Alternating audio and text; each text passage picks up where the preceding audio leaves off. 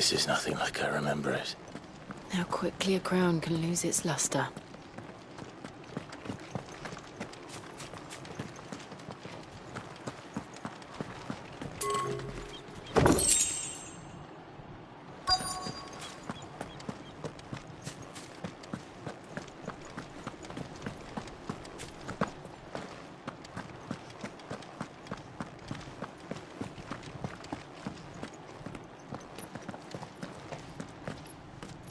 Not abandoned, then.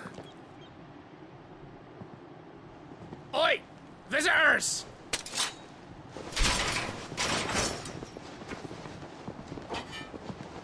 Apologies. We'll show ourselves out.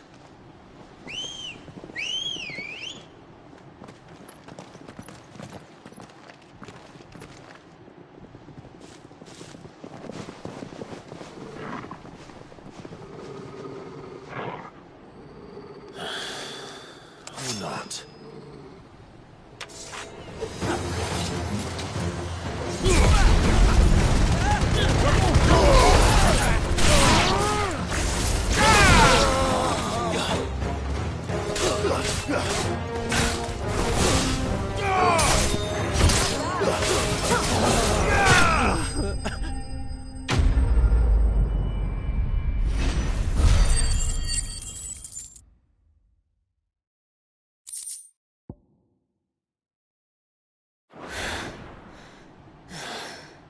I've only ever seen one man fight like that. And he's long dead. Then perhaps it's time you joined him. The blessing of the Phoenix. It can't be. I was there when you died.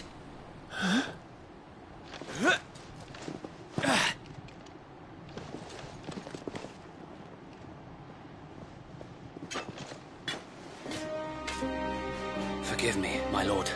I knew not whom I addressed. You have naught to fear from us. Founder, it really is you. It is. So wait.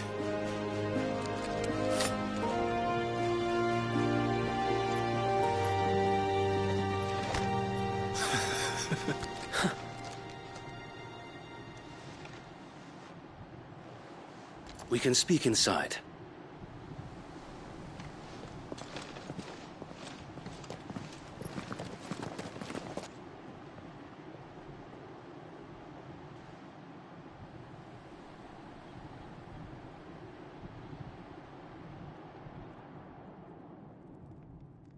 And those who wouldn't bend the knee?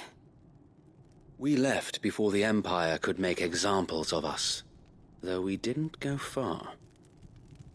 And we banded together to form the Guardians of the Flame soon after. Alas, there is only so much a handful of aging shields can do against the might of an empire. But we've seen to it that their stay has been anything but pleasant. Of late, though, we've had our hands full just trying to keep the Duchy's few remaining bearers out of the Imperial's clutches. The Cullings. We saw what happened in Old Hill. Aye, the foul work of the Black Shields and their mistress. You mean my mother? But it doesn't make sense. Even knowing what I know about her. Her hatred for bearers was no secret, but she wouldn't have been ignorant of their value to the realm. No offense, my lord, but in case you haven't noticed, the Lady Annabella couldn't care less about the realm. She barely even cares for her own home. That much has been plain since the slaughter at Eastpool. And, since granting the Holy Emperor a new heir, her obsession with bearers only seems to have grown. As to why, I don't know. Maybe she can't bear the thought of anyone having the power to challenge her beloved son. Her son. Sir Wade, the Black Shields have broken camp. They march in full force for Buick Bridge. Then so do we. Make ready.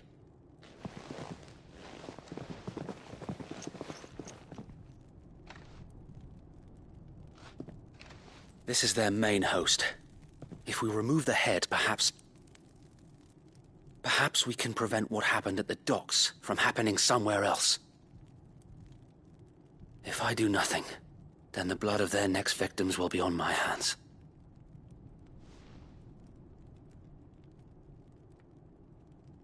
Yours and ours. We too have witnessed the crimes these men who dare call themselves Shield have committed in my mother's name. It cannot be allowed to continue. We must put a stop to this madness. We must. So let us go with you. For the good of Rosaria. I was hoping you'd say that. Very well. If that is your wish, I would be honored to serve at your side. And we at yours. So, Wade, let us do our duty. With pleasure, my lord.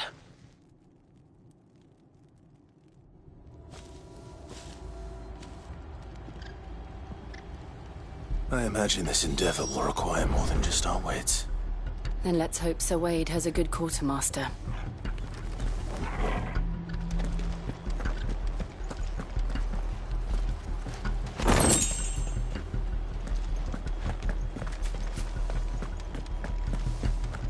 We'll show them that the fire in our hearts is not so. You're telling me that's not much.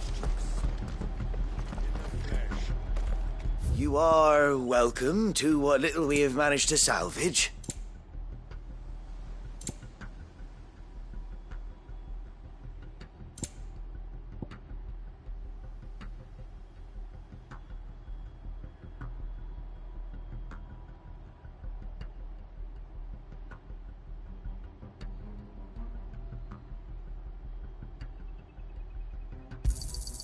Will that be all?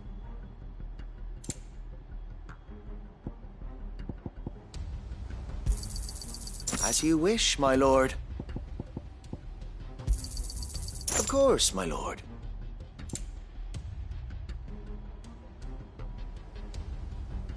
It has been an honor.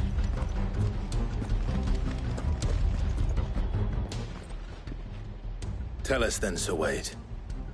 What is your plan? Nothing fancy. You, Lady Jill and I make for Buett Bridge, and provoke the main host at their encampment. Sensing an opportunity to end the Guardians, the Black Shields will call for reinforcements, who will be met from the rear by parties of my brothers hidden throughout the surrounding hills. This will allow us to wage battle on the bridge without fear of being overwhelmed. While the Black Shields have an advantage in numbers, you see, they prefer to fight in small units, which we can use to our advantage. How small exactly? Small enough, now that I have you and Lady Jill for company. I doubt I could have done this on my own. But until we arrived, that was your plan. You haven't changed a bit. Sir Wade, the bearers from Old Hill have been laid to rest. Very good. Now make ready for battle. As you command.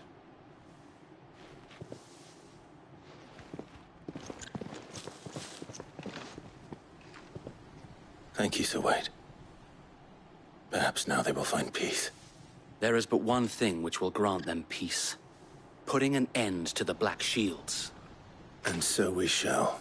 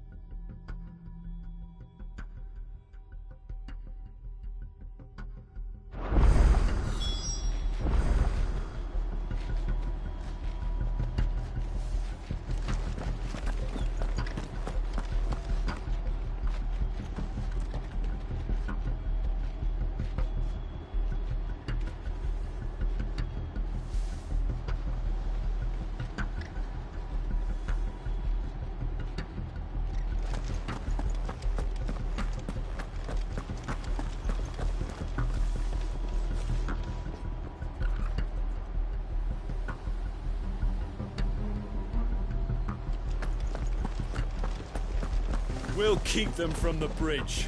Don't you worry. Blessing of the Phoenix go with you. How long have you been pursuing the Black Shields? Since they burned their first village. We tracked down the bastards responsible and fed their corpses to Stillwind. Suffice to say, that got their attention. It's been a game of cat and mouse ever since. Ready, go?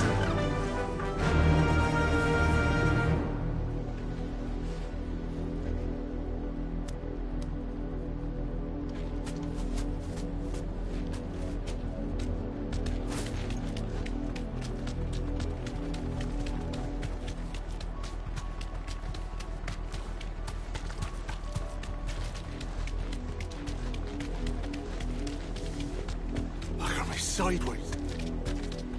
Come along now. The bastards are lucky on you. There they are. On your command, my lord.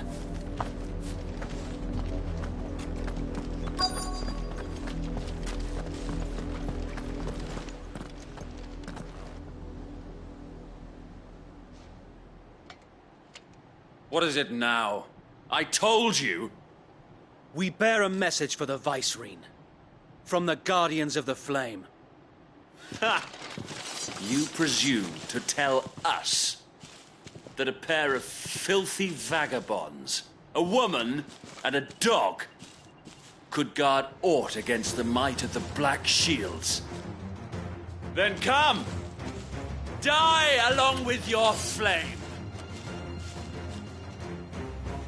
For Azaria! For Azaria! Your petty revolution ends here. On these our swords we swear.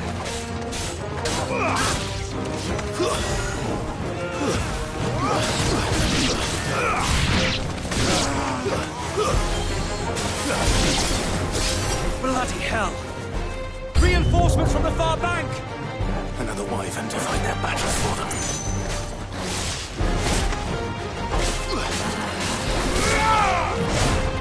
This one.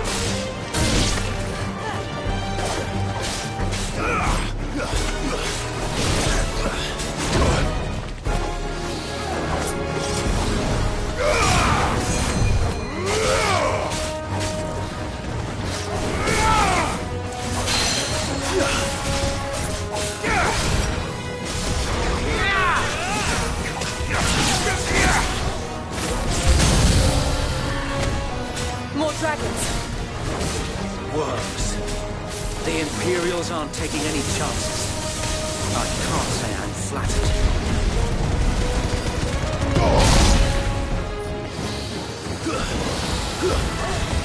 Over here!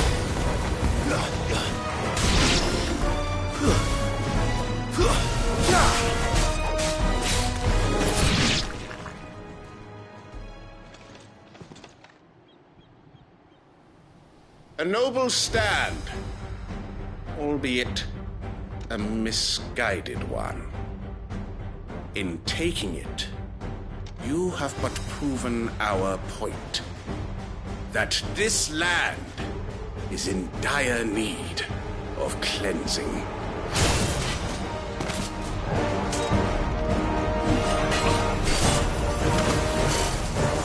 Nice try.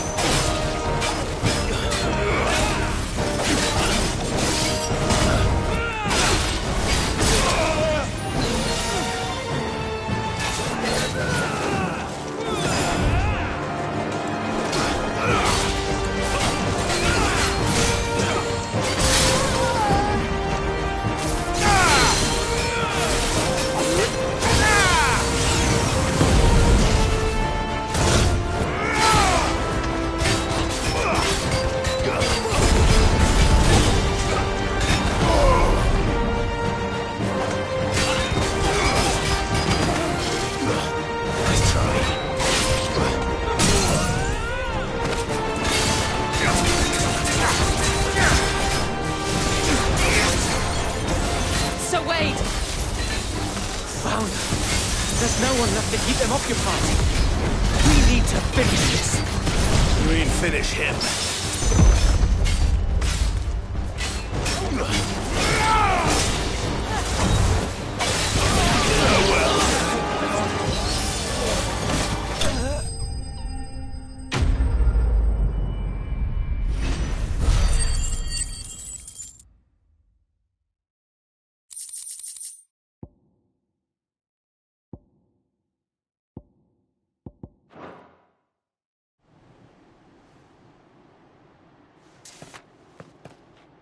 I don't see any more.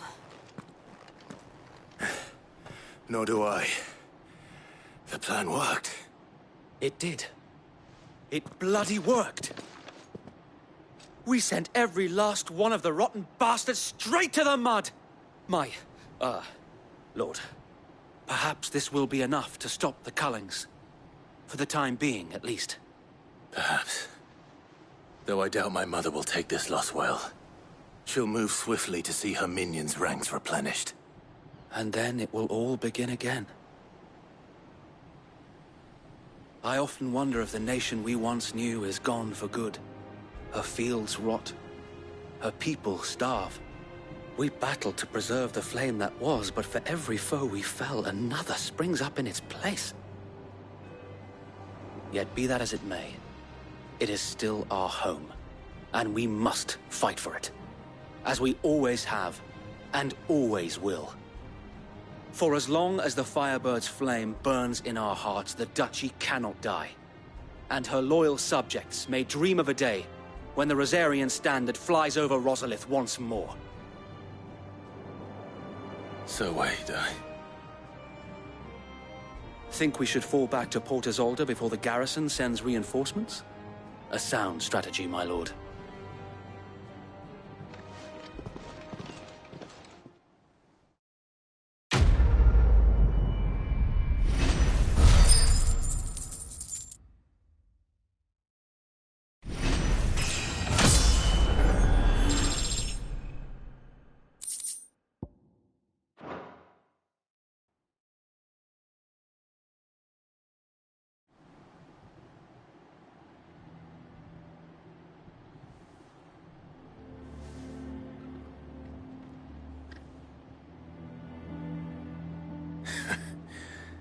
And how long has my uncle been funding you and your comrades' endeavors?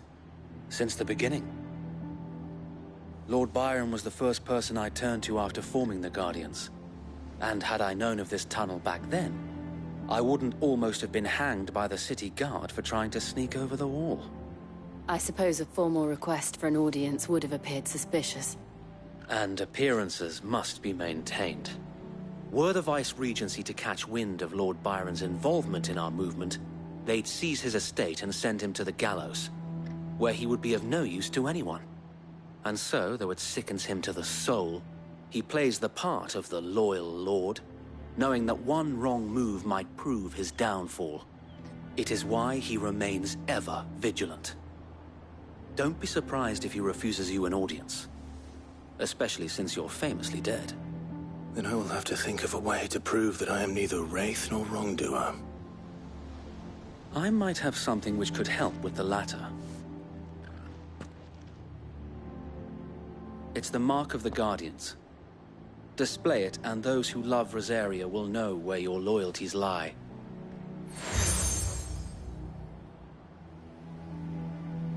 I shall wear it with pride. Be sure that you do. I don't want my men attacking you again.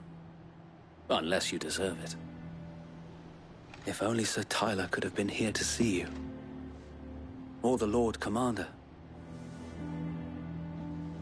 Thank you, Sir Wade. If there is ever anything you need. I know. Go on now, my lord.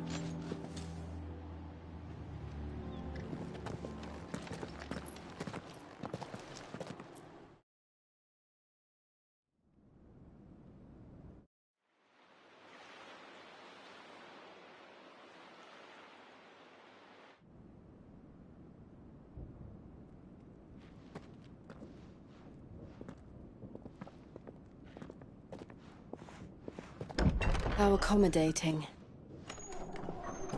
Do you really think they believe we are who we say we are? Not a chance.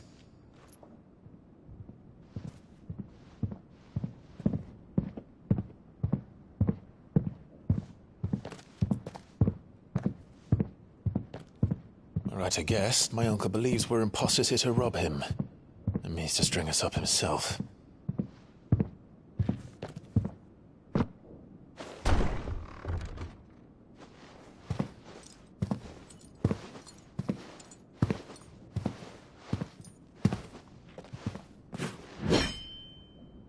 Imagine my surprise when I was told my nephew had come to visit.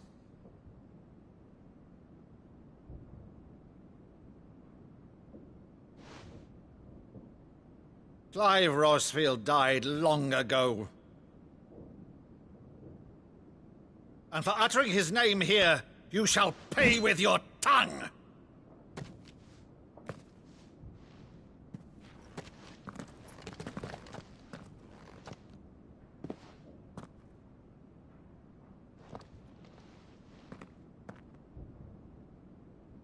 You would mock me as well?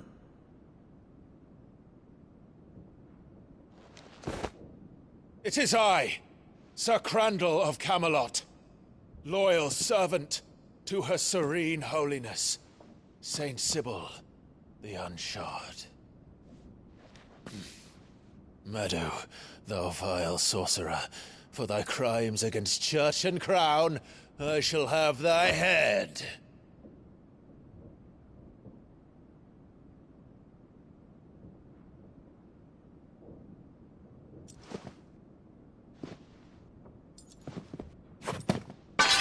Curse thee, infectious flax wench. Even in death, must thou plague me still? Very well. I shall open the gates of hell, that thou might see thy charge once more.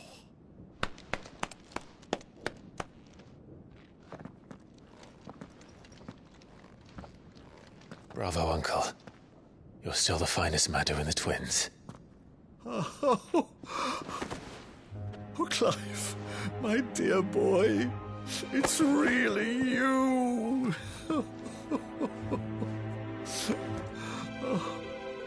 You always were fond of that scene from The Saint of the Sanctuary. Never did let me play Sir Crandall.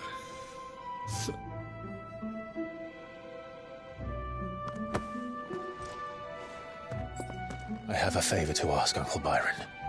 Rutherford, inform the kitchens. There'll be guests. We dine immediately. But, Uncle... You can't very well regale me with the tale of your miraculous preservation on an empty stomach. Go on, sit.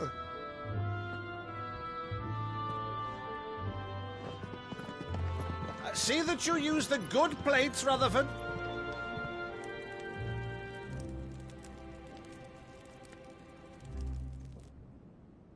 So you arrived late to one of her cullings, did you?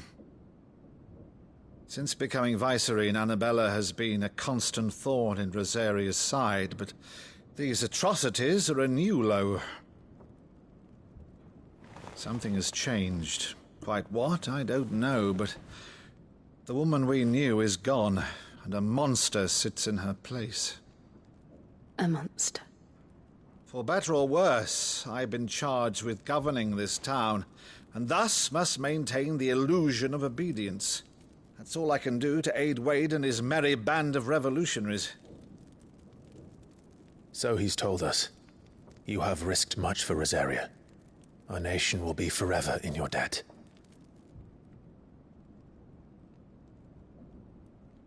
It has been 20 years, Clive. The nation your father and your forefathers fought to defend is no more. Perhaps it would be otherwise had I the courage of my brother.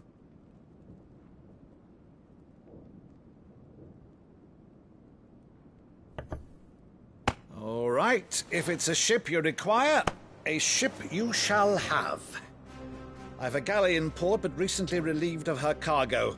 She can be outfitted for the voyage in a matter of weeks. So you believe us, then? About everything?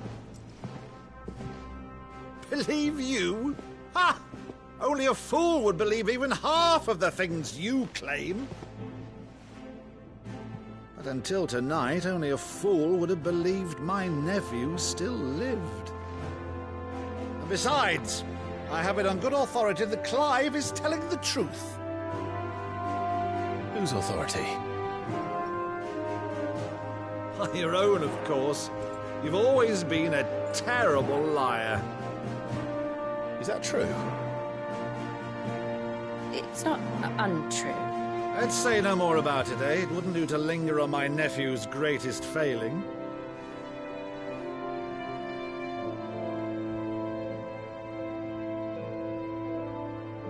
The one thing I cannot believe, though, is all this about you being Cid. You were always such a good boy, but now you're quite the outlaw. Which, if I'm not mistaken, would make me an outlaw's uncle. Right then, who shall we pillage first? Rutherford, fetch me my cutlass. This will be fun.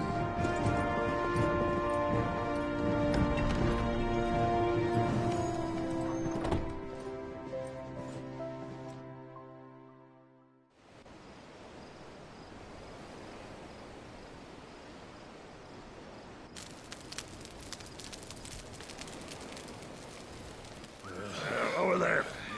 Go on. She's a fine ship, isn't she?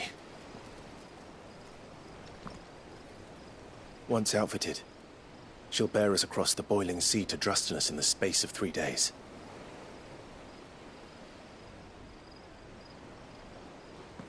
Something on your mind?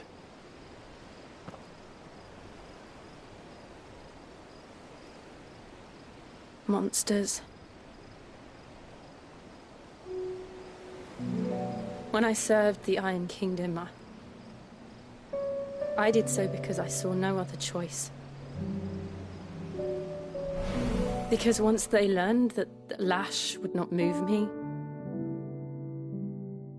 they turned it on those who could.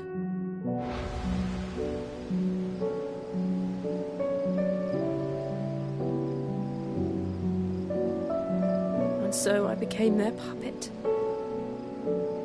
I let them pull my strings, telling myself it was not my hand that swung the sword, but another's. I removed myself from the truth so I wouldn't feel the pain it caused.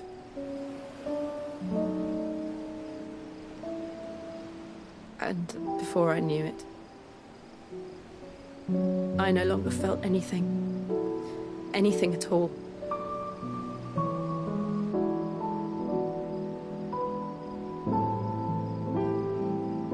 I had become a monster.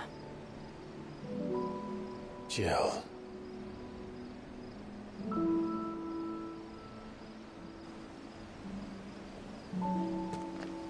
I don't want to be a monster, Clive. Do you understand? I want to choose a different path, a better path. To live on my own terms.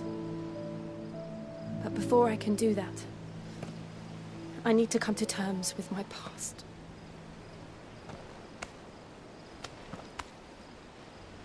And when you do, I'll be standing there with you, just as you stood with me.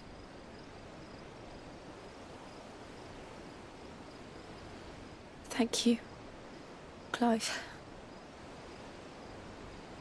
I must atone for my sins. Only then, when it's done, will the monster cease to be.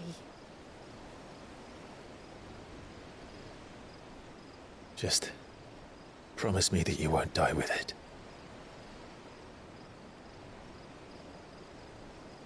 Now, let's get some sleep. The journey back to Benamir is long, and there is much to tell the others.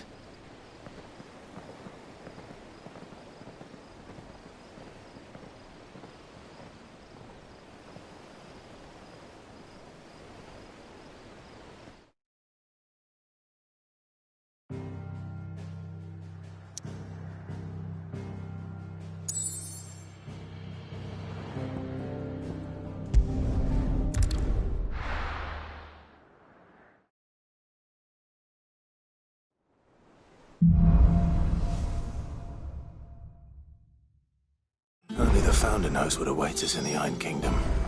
But Vivian could probably make an educated guess. One way or another.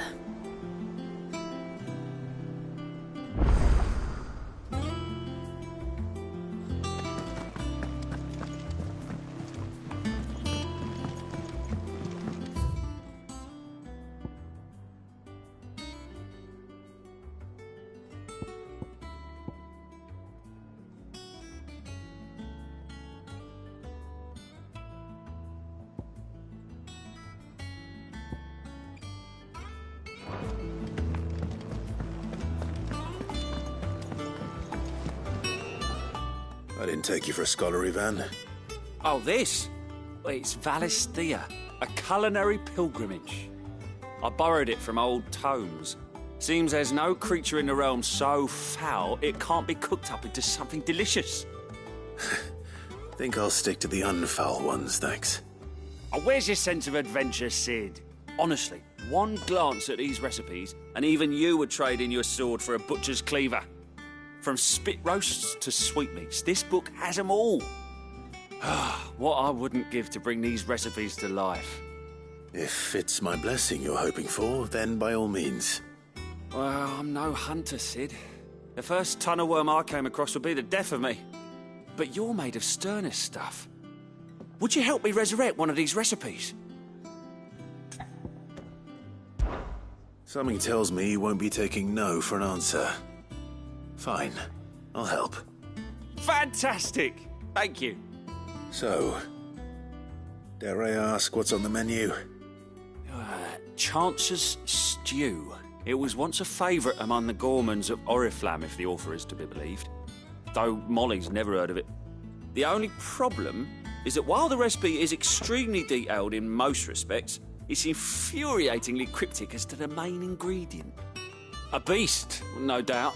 Most likely something that would make easy work of a simple cook with more broth than brawn, but unwanted violets.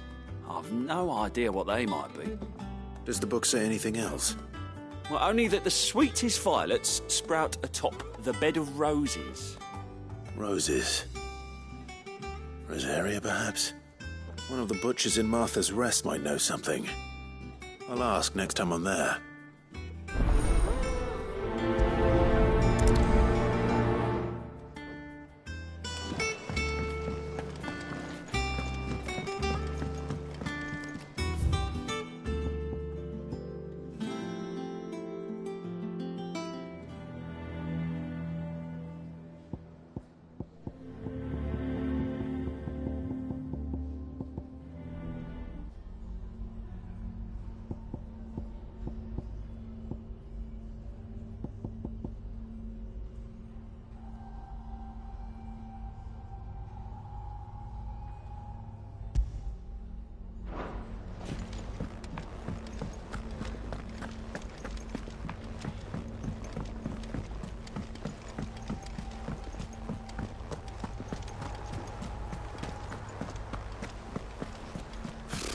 Typical nobles.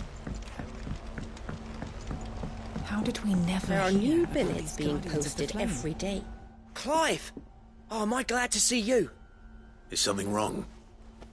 It's Blackthorn. He ain't himself. And if I'm honest, he ain't been for a while. That normally it only takes a couple of drinks to perk him back up, but not this time. Something's getting him down. And whatever it is, he ain't telling. It's like he's lost his spark, you know? He's barely got enough fire in his belly to get the ump about stuff. But I'm thinking he might if we both bent his ear, because he respects you, innit? So, what do you say? Fine. If you think it will help. I knew you'd understand. But if he doesn't want to talk, we let him be. He'll open up when he's ready. All right. Now, he'll only smell a rat if we both turn up at once. So, I'll go first, and you can meet us at the forge. Wait a bit, then head over when you're ready.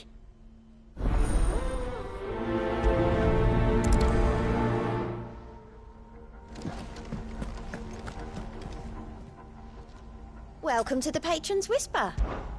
Is everything we've received and everything promised? You earned this. All done?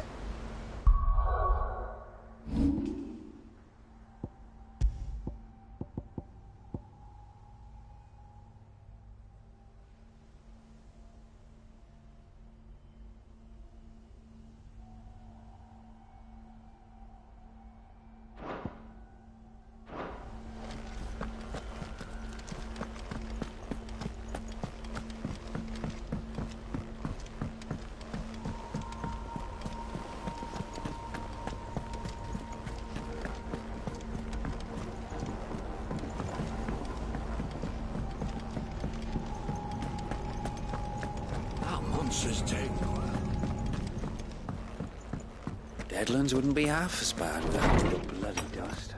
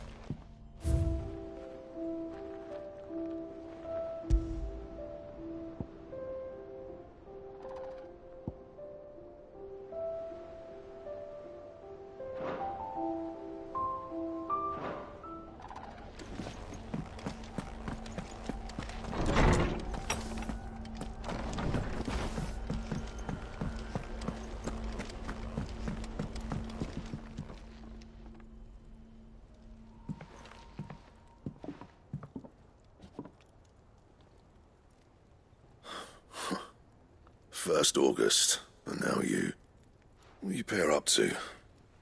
What's it got to do with me? August was worried that something had been weighing on your mind. I thought you might want to talk about it. Did you now? I told you not to stick your nose in my business. What'd you go and do? Clive just wants to help, innit? What's so bad about that? Talk to him. You never know, you might feel better for getting it all out in the open. Please, mate. I'm worried about you. Phil shut you up. It's nothing, really. Stupid. Not the sort of thing you bother people about. Why don't you tell us all the same?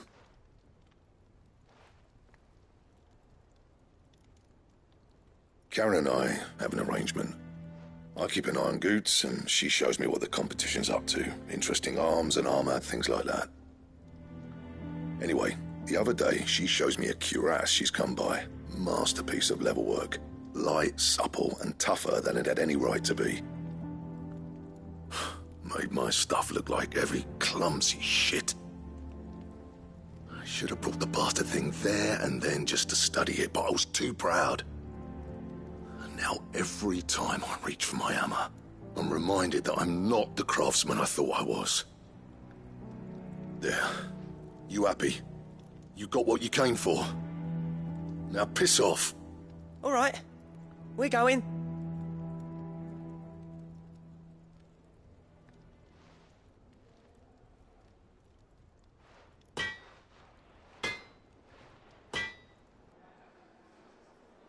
I always thought of old Blackthorn as a bit of a force of nature. Like a storm cloud full of hail. Didn't think anything could rattle him. Least of all a stupid piece of leather. Blackthorn's always taken pride in his craft. Questioning it means questioning himself. Something tells me this is only going to get worse. If he has doubts, it will affect his work, which will only add to his problems. We need to nip this in the bud. I couldn't agree more. He said he should have bought that cuirass. Perhaps we should track it down for him. Assuming you're happy to help, that is. Too bloody right I am. Glad to hear it. First things first, then. We need to speak to Karen.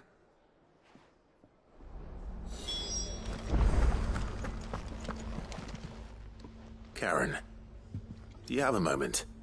Blackthorn mentioned that you'd recently come by a leather cuirass. An exquisite example of the craft, from what he told us.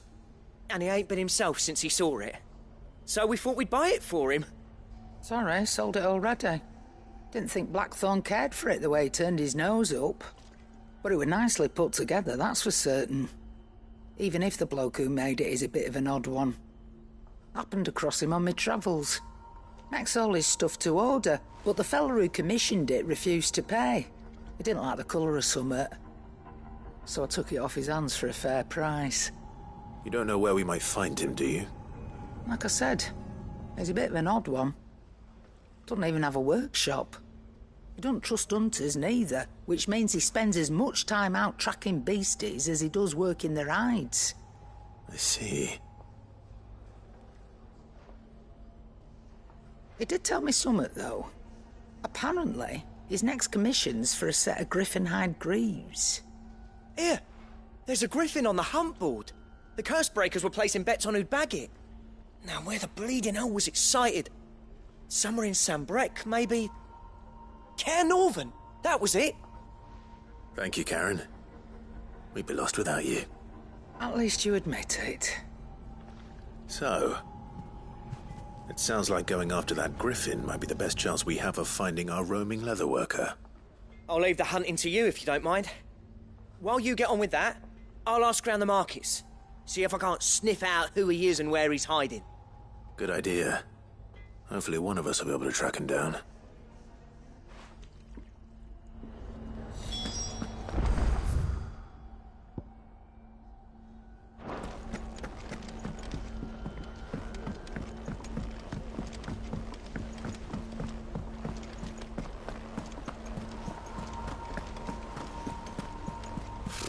Typical nobles.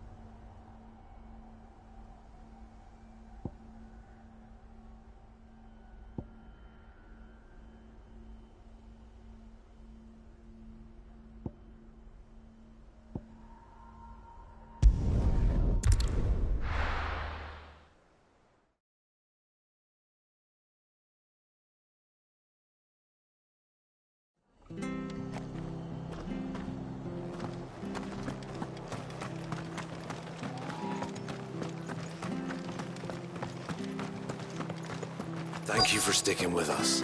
Those of us who are still here have to look after each other, don't we? Ah, welcome. Times may be hard, but if you got the gill, I got the goods.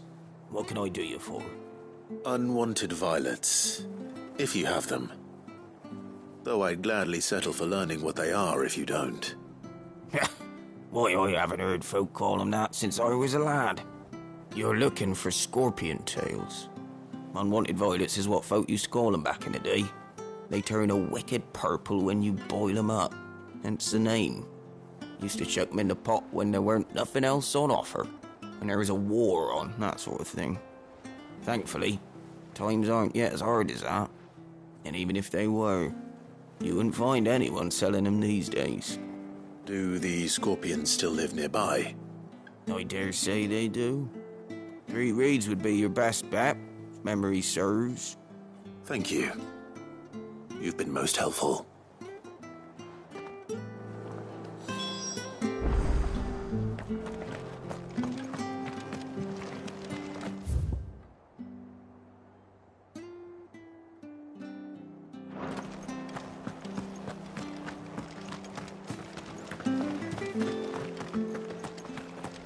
Stay sharp. After what the Empire did to Martha. Don't you go causing any trouble now.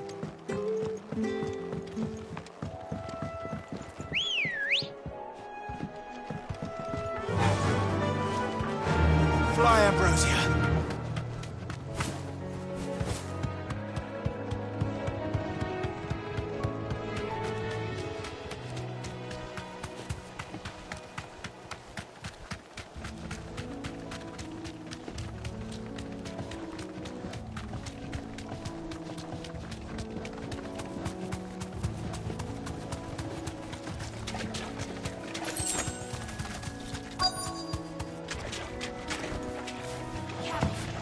Scorpions. At least I know what I'm up against.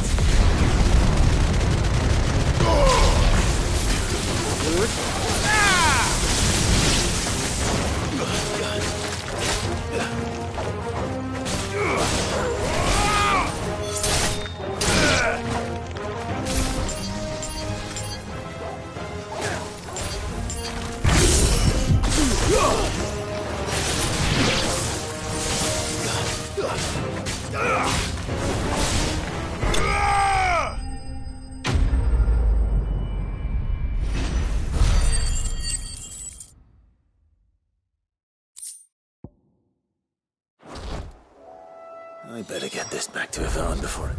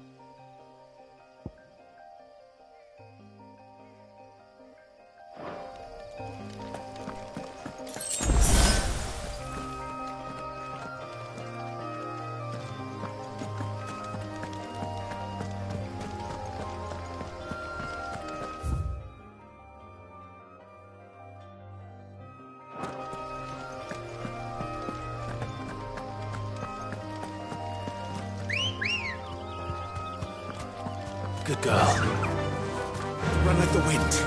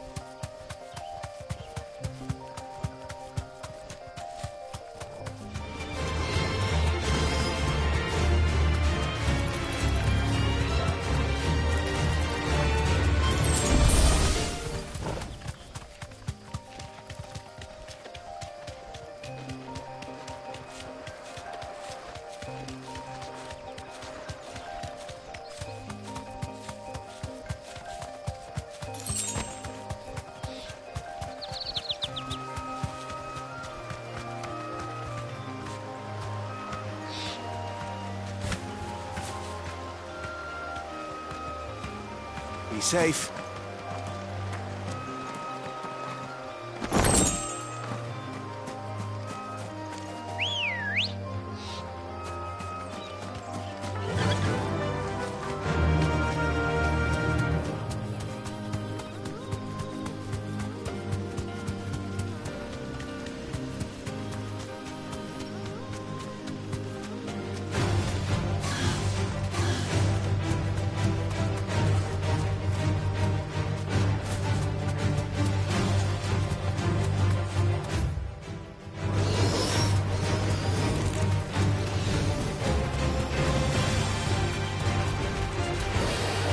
Straight home now.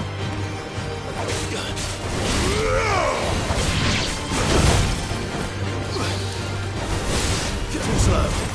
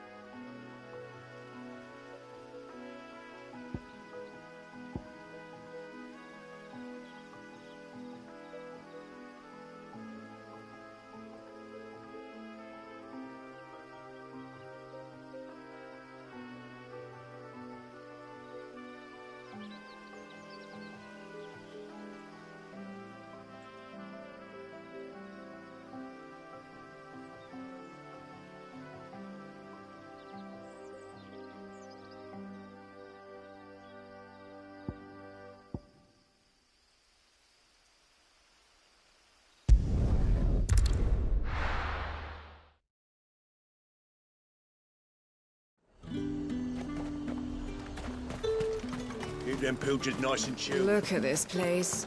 We spend half...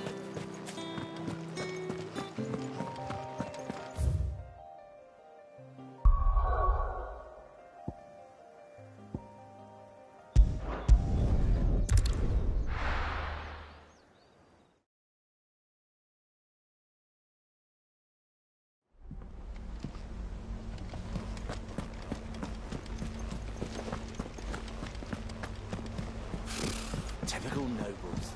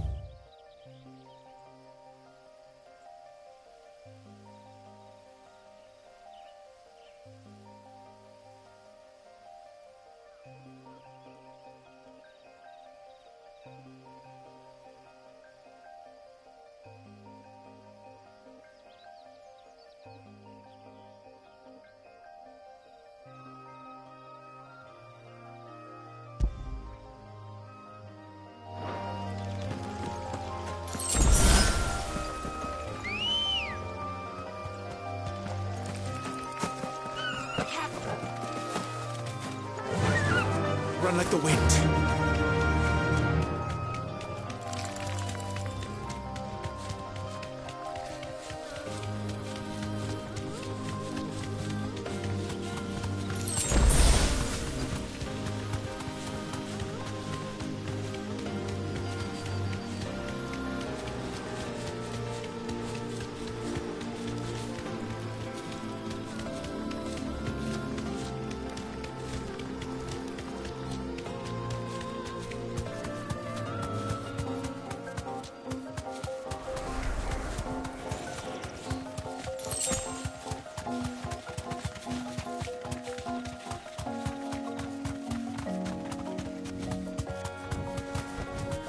You deserve a rest.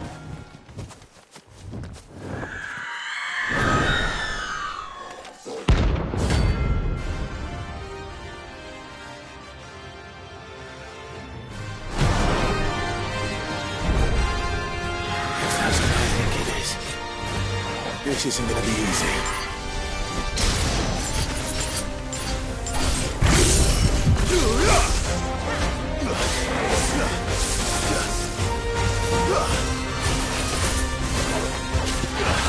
Slow.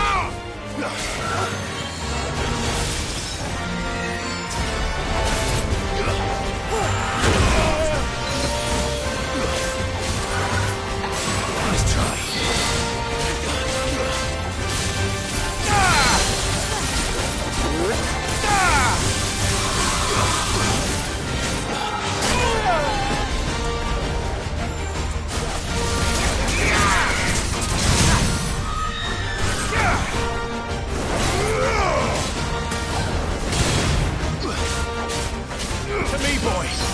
Both of them!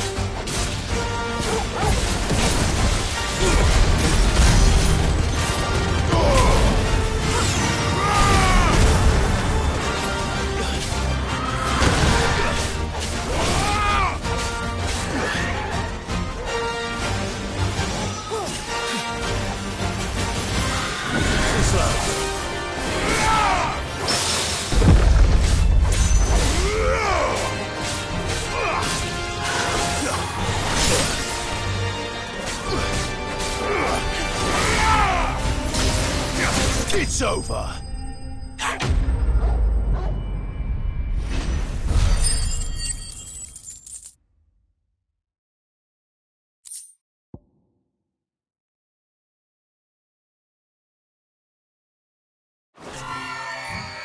Rest well.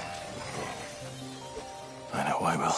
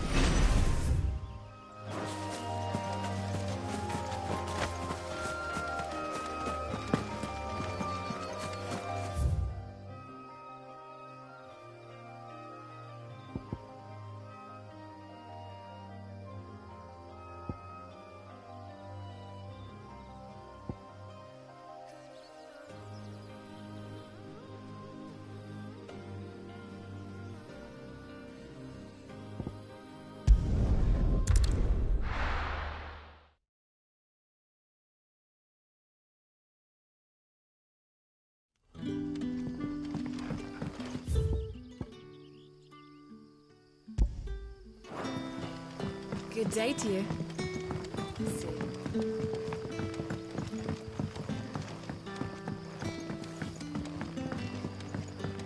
You're quite talented with that rod of yours.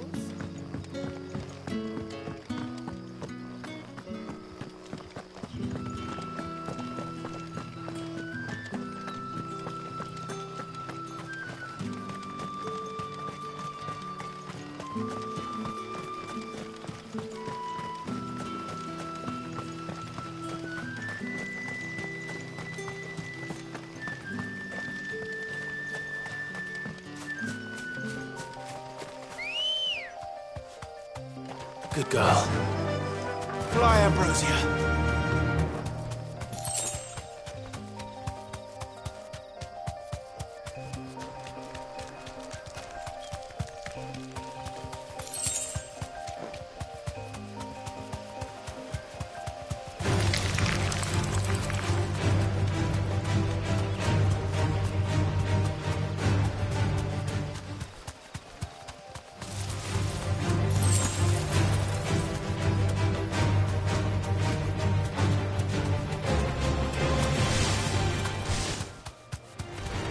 This won't be easy.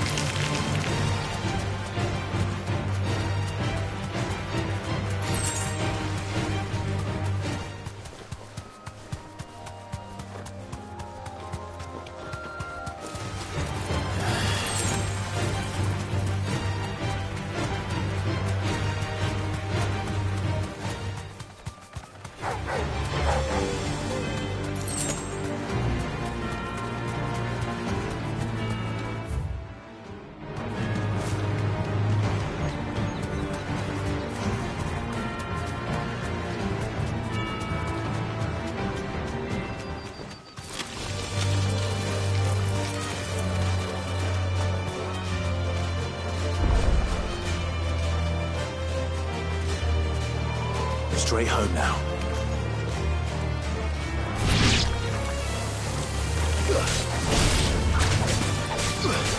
You're finished. It's over.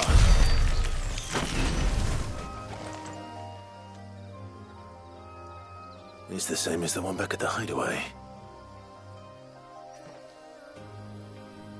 Doesn't seem to be working, though.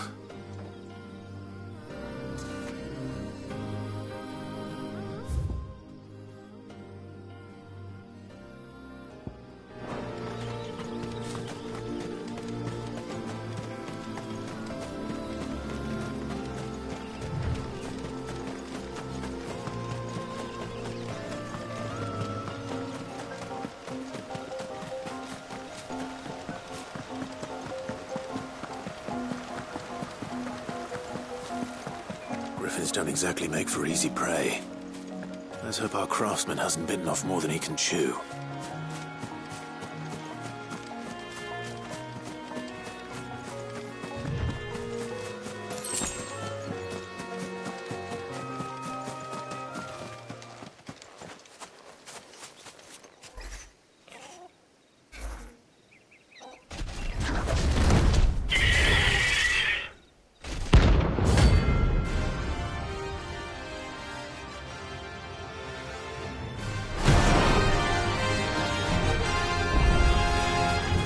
We'll have to wait. Torgal, look sharp.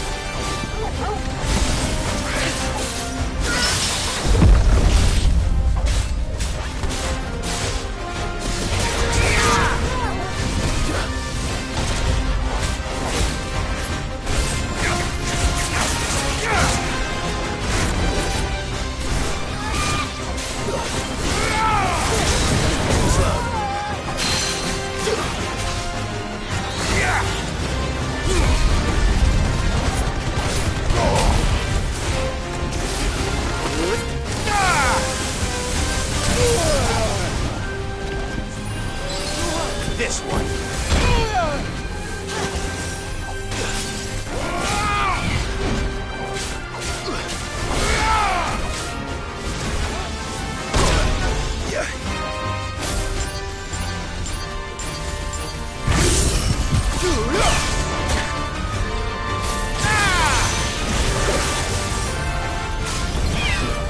Nice try.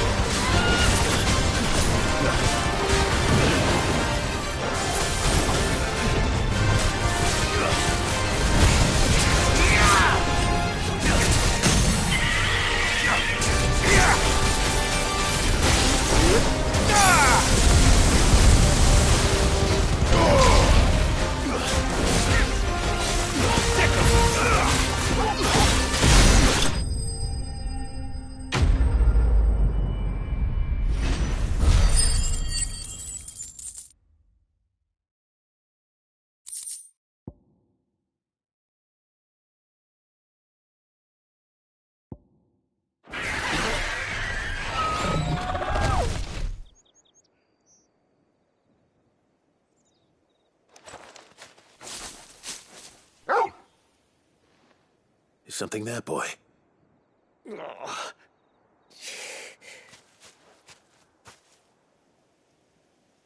Could that be our man?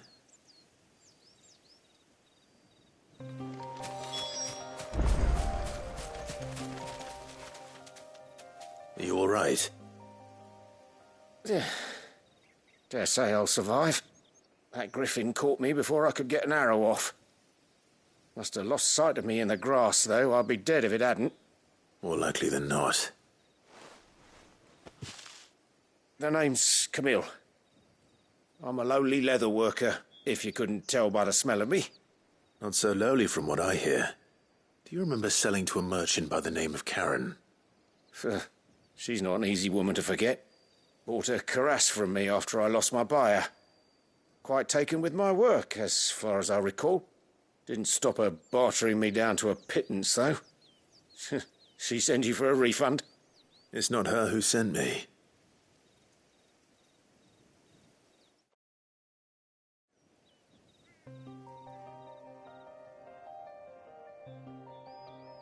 Well, consider me flattered. You should be. He's a master of his art, and not an easy man to impress. Blacksmiths are proud folk. It's a rare thing indeed for one to praise a glorified tanner. And I don't imagine an impressive swordsman like yourself would be getting your steel from any but the best. I'd dearly love to help a fellow craftsman, but... Well, actually, I suppose you could give him this. What is it? Treated leather. Same stuff I used to make that cuirass. If your man's as skilled as he sounds, he'll know what he's looking at. You sure? Well, you did save my life. And thanks to you, I'll be going home with all the griffin hide I can carry. I'd say it's the least I can do. Short of showing him how to make the thing myself, that is. But there are rules against it. Secrets of the trade and whatnot. In that case, I'll see that he gets it. I'd be much obliged if you would. Right. I've got some greaves to make. You send your blacksmith my regards. Will do. And thank you.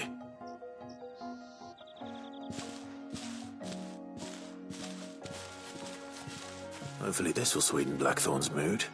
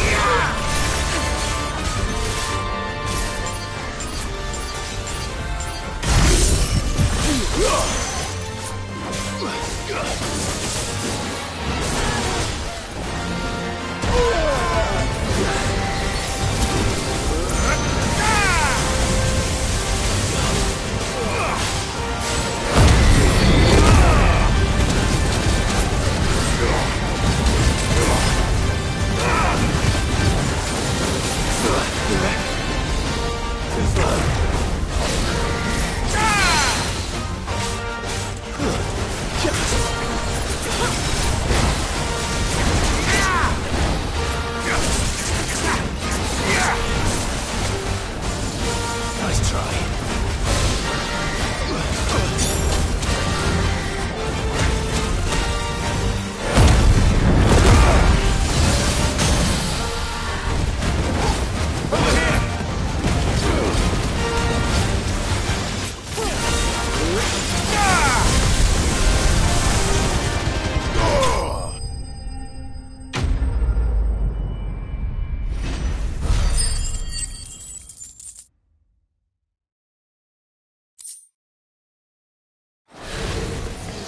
Hope there aren't any more of them.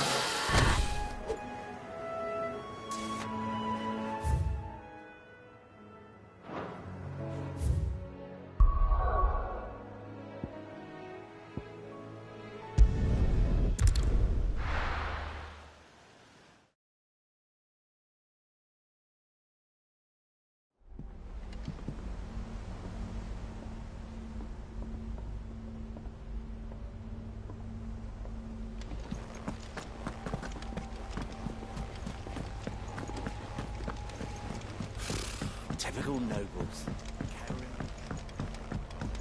How did we never hear about these Guardians of the Flame? Same way then.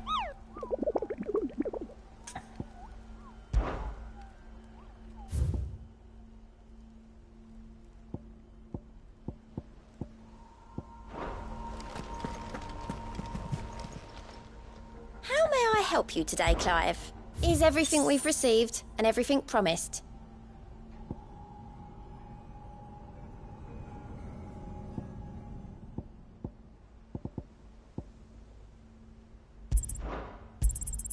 All yours.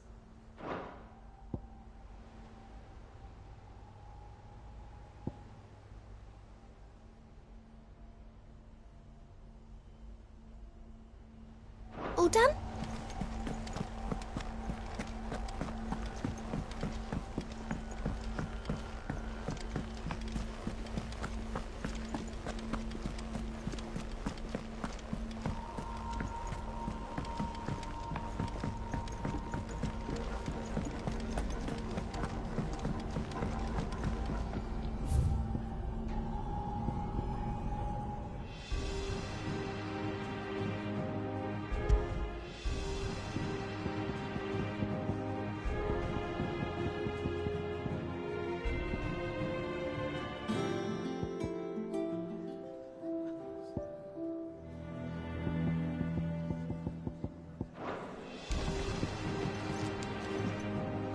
Did you find our mystery ingredient?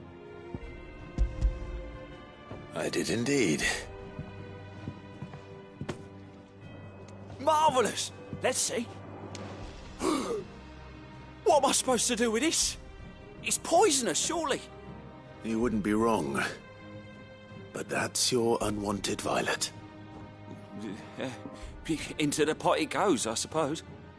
Wait here. I won't be long.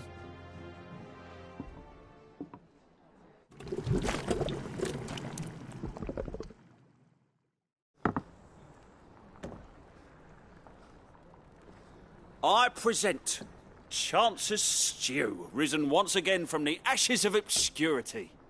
Grab a spoon, Sid. Let's eat while it's hot. I'm, not hungry.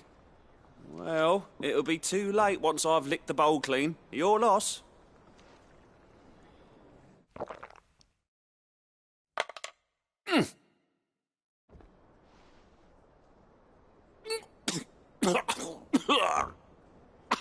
Odin's teeth. What, the salt on the senses. It's like choking on swamp water. And yet, up through the pungency, there rise complex, meaty notes. It takes a moment to recover from such an onslaught of flavours, but never have I tasted anything so fine. Thank you, Sid. Thank you. You're, welcome. I must share this gift. I won't rest until a steaming bowl of Chancer's stew sits before everyone in the hideaway. A single mouthful, and Molly will be breeding scorpions of her own. I'm sure she will.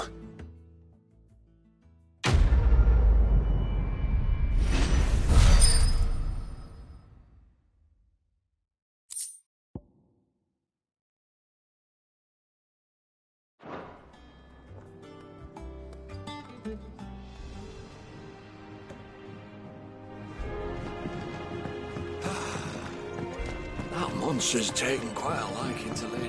And with a bit of luck. How'd it go, Clive? Did you find him, or does the hunt continue?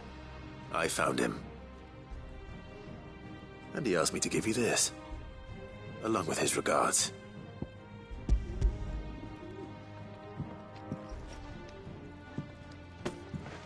You're joking.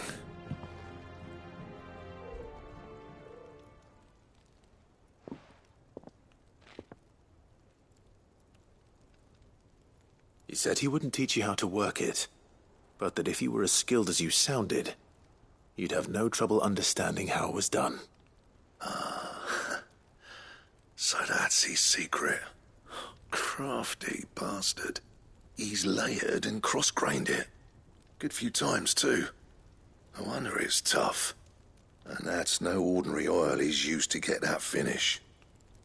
Oh, this is fine work. Even finer than I thought. Yeah? I'll take your word for it. Just looks like leather to me. Still, I'm glad you're happy. Here, Clive, you didn't happen to catch the fella's name, did you? Camille, I believe. I thought as much. There ain't many leather workers in the realm daft enough to do their own hunting, see, and his name kept cropping up when I was asking around. Turns out he's from Tabor, and again, most leather workers are. But our friend Camille guards a long-held family secret, the details of which are the subject of some debate in the leather-working community. Then we better keep this close to our chests.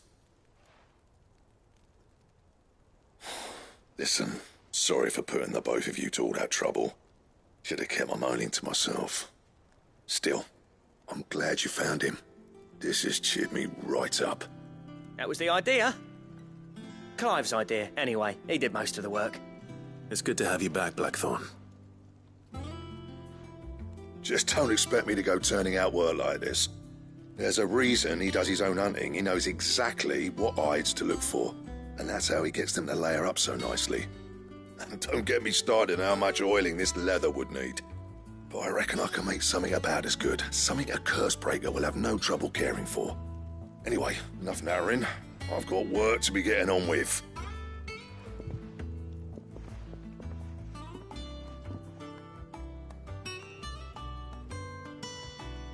Looks like we won't be needing a new blacksmith.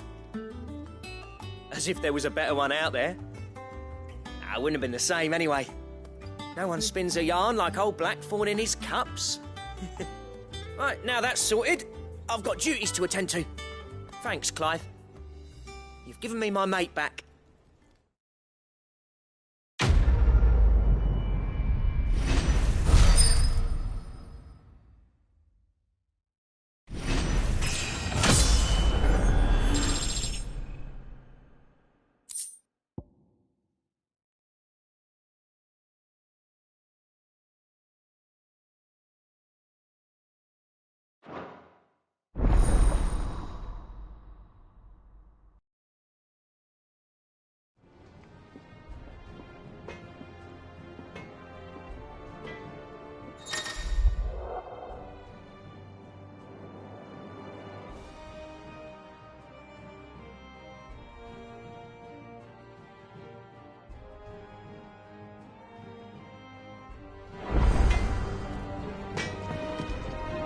Clive?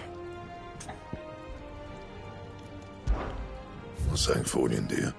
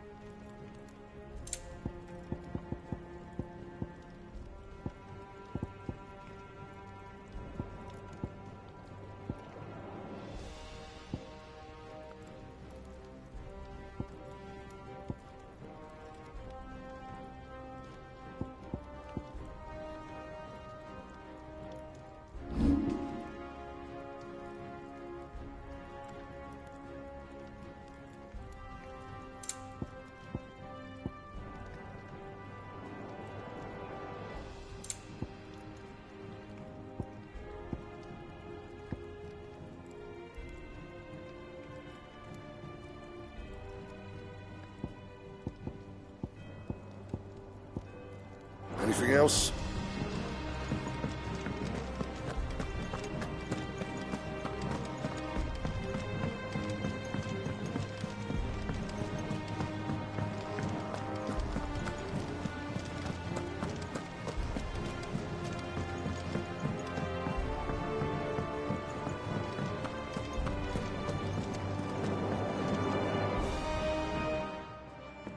Back again, Lord Rosfield. I'm touched that you should find me such good company. It is not your company, but your counsel that I seek on this occasion. Ever the charmer. What will it be today, then? The Iron Kingdom. I need to know what to expect. You'll soon be setting sail for Drake's Breath, then, I take it. The mother crystal that rises from the boiling sea. There was a time when a true-blooded Rosarian had only to brave the waves to visit it. But then the Ironblood made their move.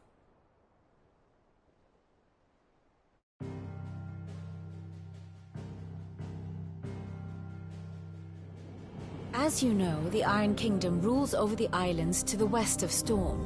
Or rather, its church does. But this is not the pragmatic approach to state religion employed by the Holy Empire to manipulate the masses.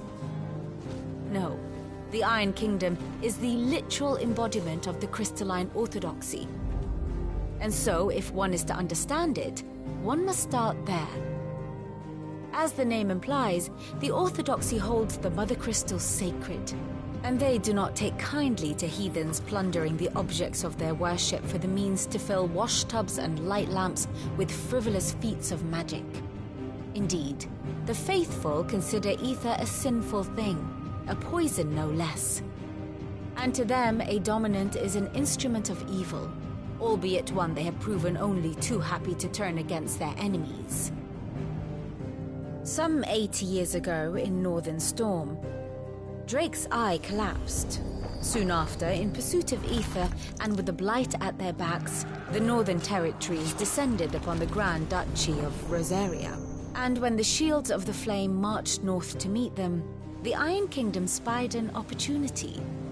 A few short days later, the Crusaders landed on the island of Mount Justanus, home of Drake's Breath, and plucked it from the Duchy's grasp. Rosaria tried to reclaim it, of course, but to no avail. I doubt more than a handful of Duchy men have set foot on its shores in your lifetime. Nor are they like to again, under the Empire's stewardship, meaning the Iron Blood will keep their island, and with it, the foothold they need to march on mainland soil when next they spy an opportunity.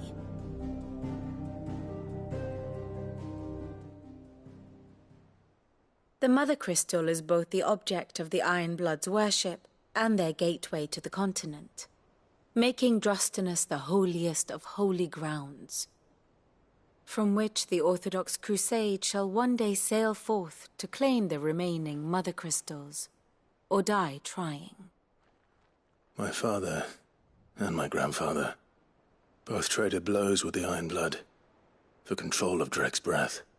Had things unfolded differently at Phoenix Gate, we would have sent our entire fleet against them. But instead, they sent their fleet against Rosaria, sacked the capital, killed the men, and captured the women, including Jill. I'd say you'd be forgiven for wanting a little revenge, Clive. My only aim is to destroy the Mother Crystal, but thank you all the same. Not much else to do here. Let's see if Jill's ready.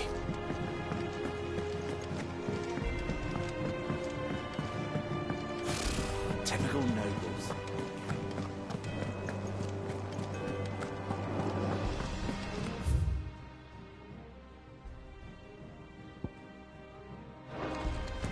It will be over soon. You ready? I think so. Jill, when you told me you had to come to terms with your past, you weren't talking about destroying Drake's Breath, were you?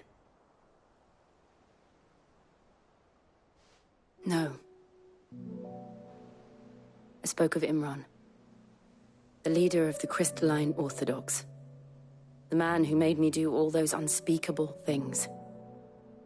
I'm going to kill him. It's what I need to do to put the past behind me. What I need to move forward. And I know that I can do it. If you're there beside me. Always. And I'll be beside you, too. We'll bring down the Mother Crystal together. All while Sid looks on. We'll make him proud.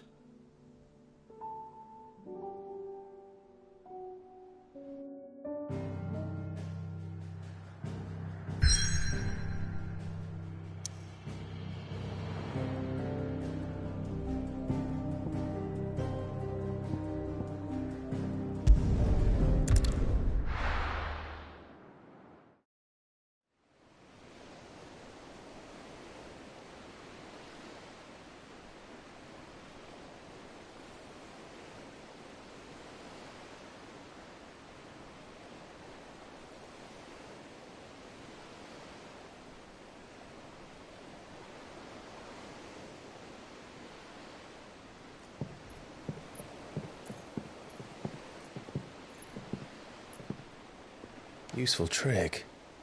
Freezing and thawing the spray to make mist. How did you learn to use your powers like this? The Masters made me do it. When the Crusaders took to the seas, to keep the fleet's movements from prying eyes. I'm fine. No, you're not.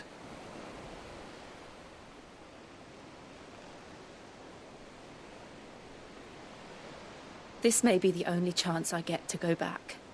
My only chance to put things right. I have to do this. Whatever the cost. All right.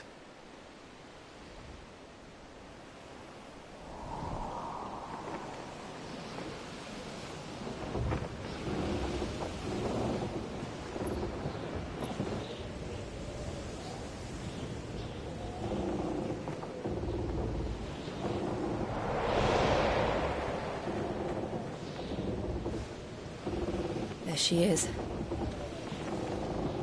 The Iron Kingdom's Mother Crystal.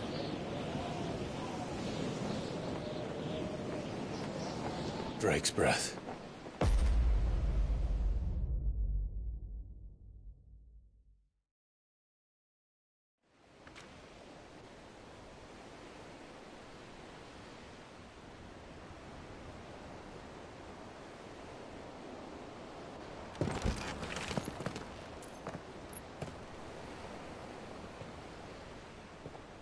Strong currents, sharp rocks, and ether floods. Let's not forget them. This island is a natural fortress. But safety breeds complacency. Allowing a single rowing boat to slip in unseen. The sanctuary is inside the mountain. If we follow the old trail, we should be able to enter by the back gate. All right. Let's go.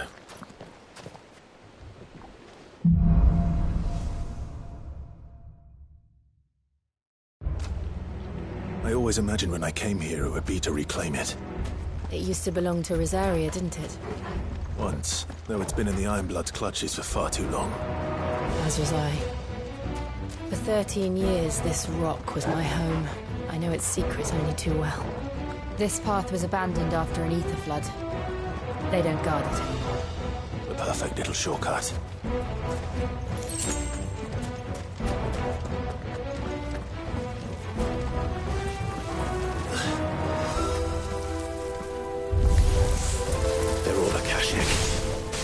The ether flood must have spread.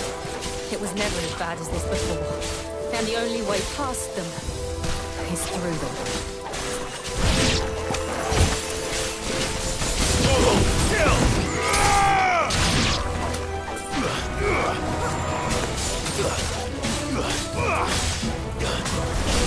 Stay down!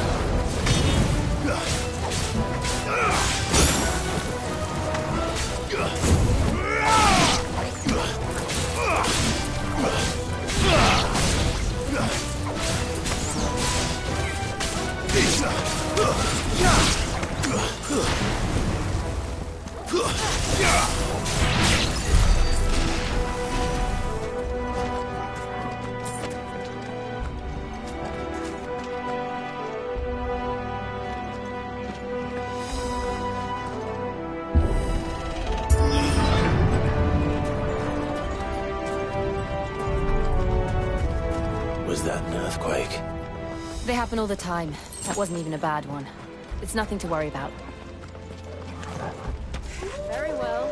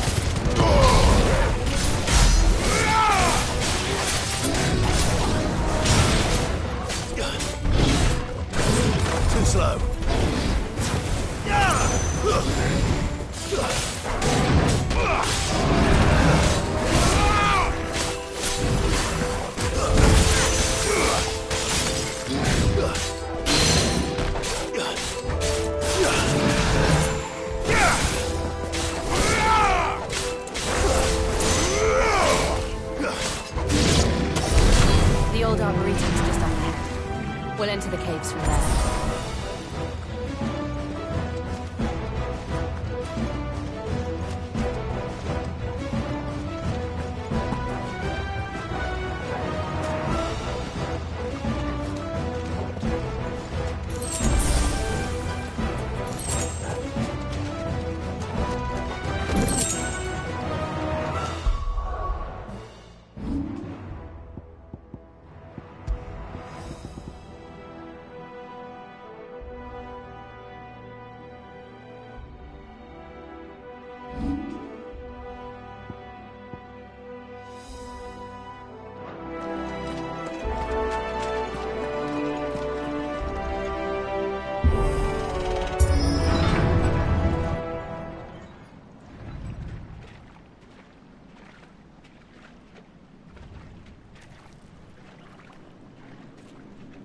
Look at this place. What a mess.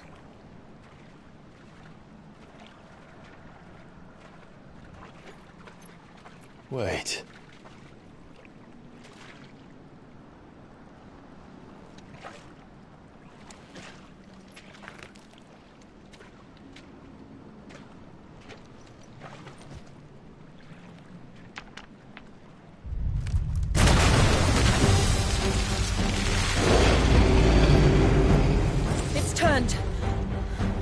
Nothing a shield of Rosaria can't handle. Just like old times. Be sure to keep clear of his paw. Believe me, I mean to. breathe it in.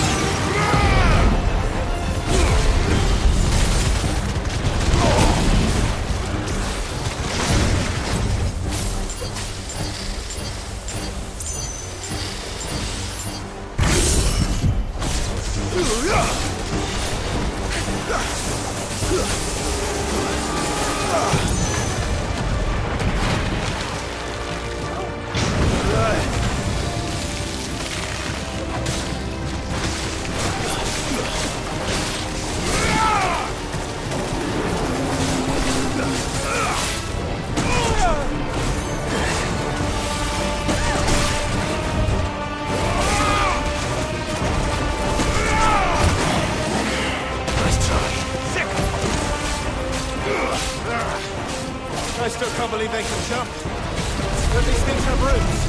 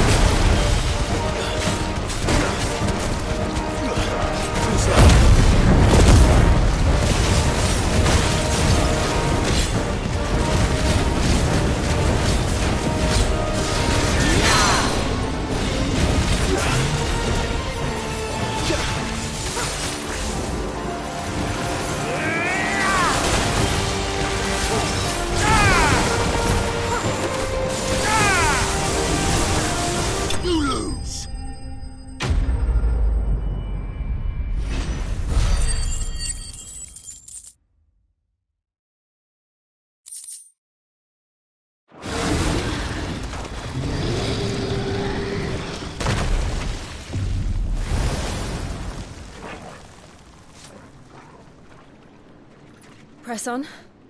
Yes.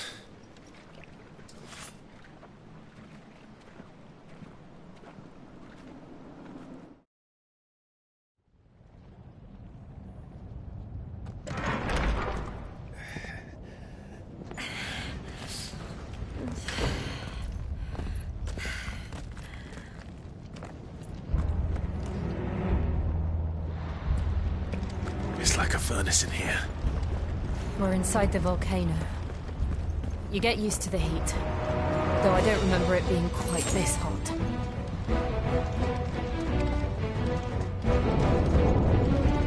Was that one cause for concern? It was. And they're getting bigger. Something's wrong.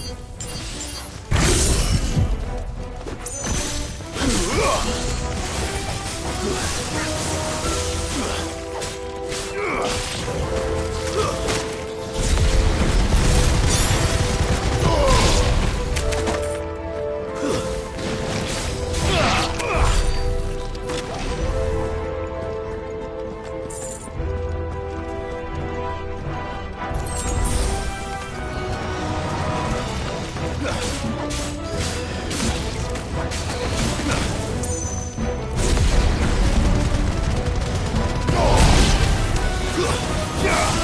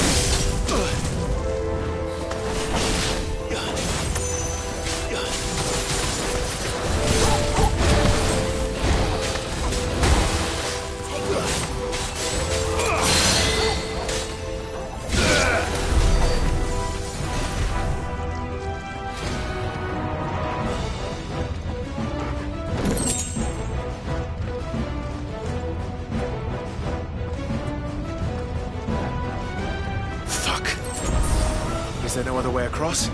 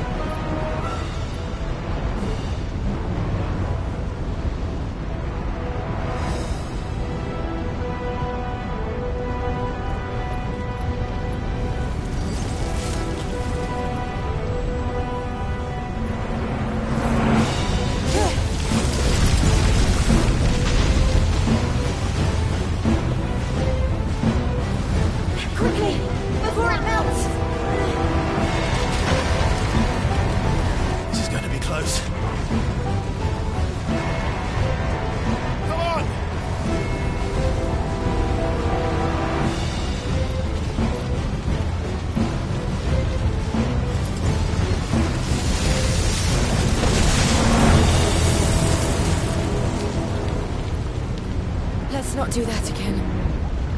No. Let's not.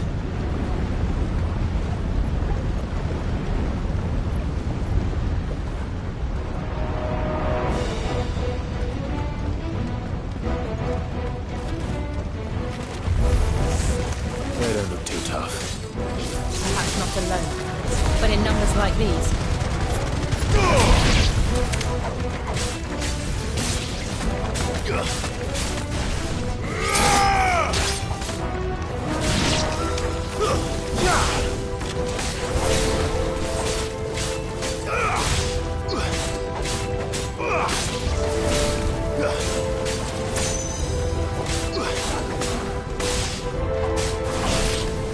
It's over. This one.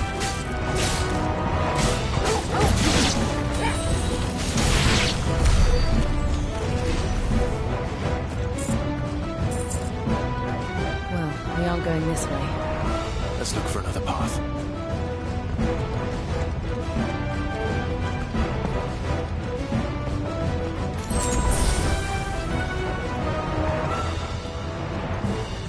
Drake's breath.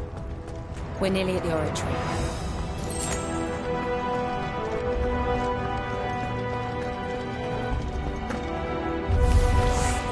What the hell is that? I have absolutely no idea. Well, whatever it is, I don't think it's friendly.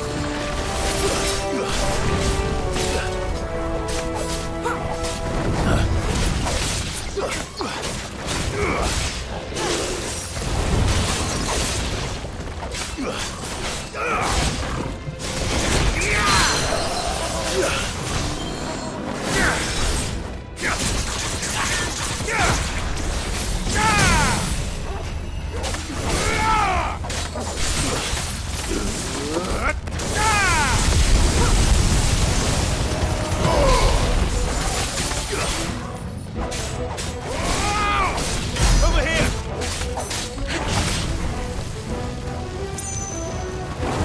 Nice try.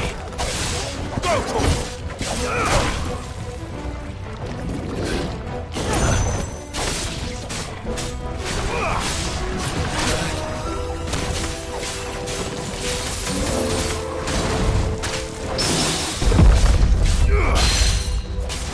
There's a good boy. Almost killed!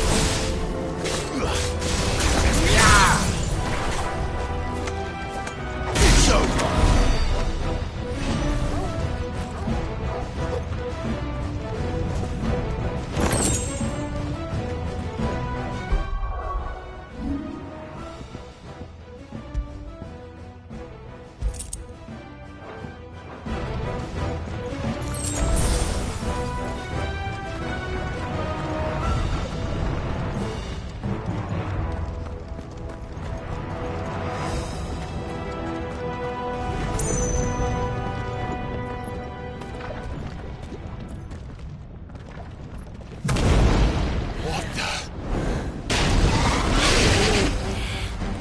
One of the demons.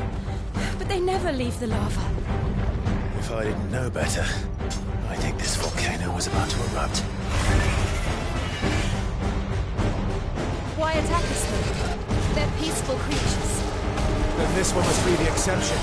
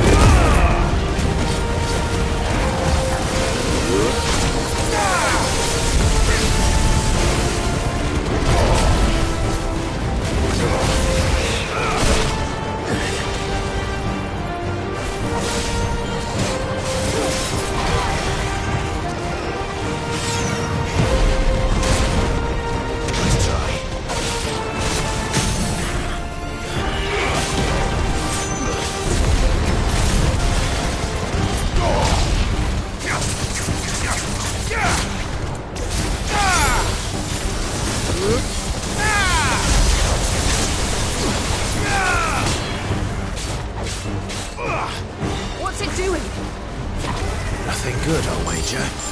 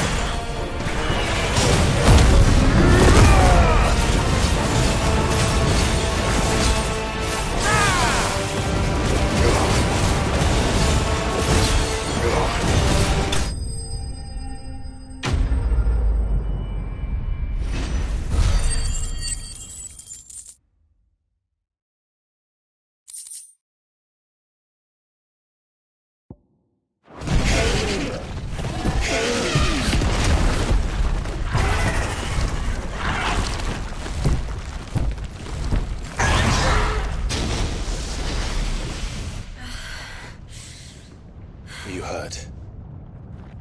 Just hot.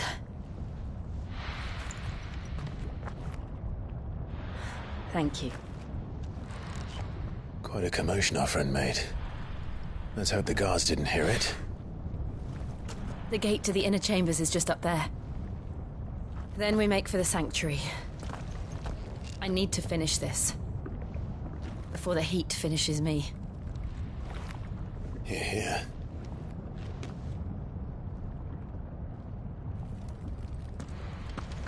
We'll enter the Comric by the Handmaiden's living quarters. It was always a hive of activity. Sounds like we'll have a hard time staying out of sight. We won't have to. There's someone there I should very much like to see.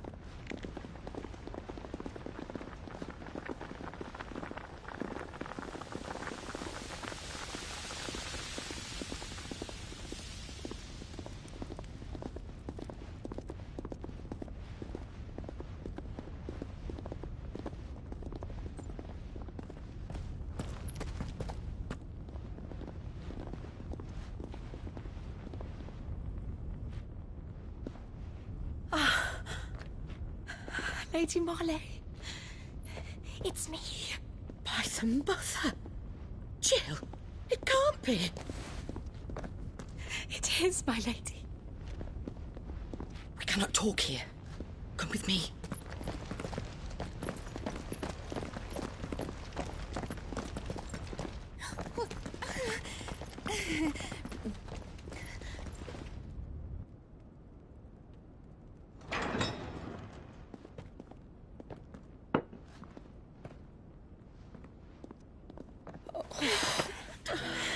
I'm so glad you're safe. And I you. Why ever would you risk coming back? Are you a fool, girl? Or have you grown tired of your freedom already? Forgive me, my lady. But I had to come back. There are things I left undone. Tell me, where is the Patriarch?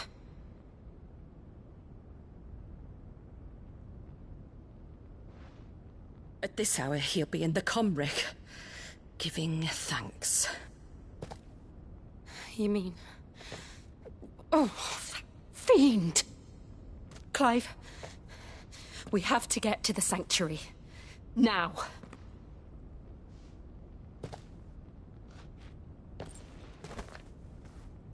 Lady Marley, you must Flee this place, gather your things, and go.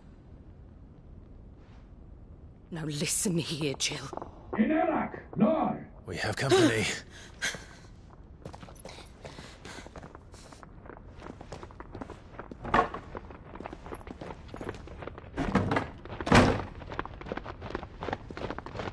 This way.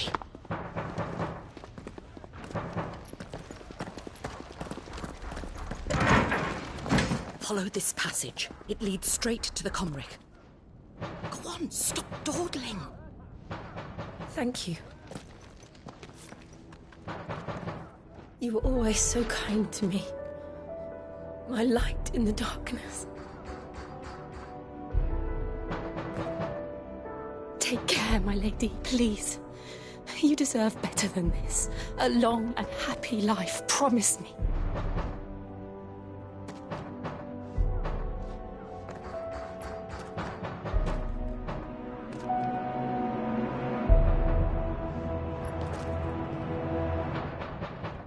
I'll live if you promise to do the same.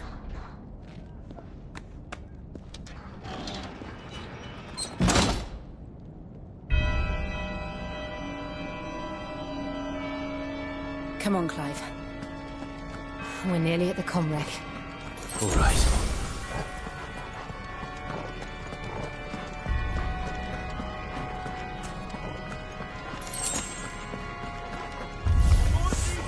Here's our welcoming party. I've had enough of their hospitality.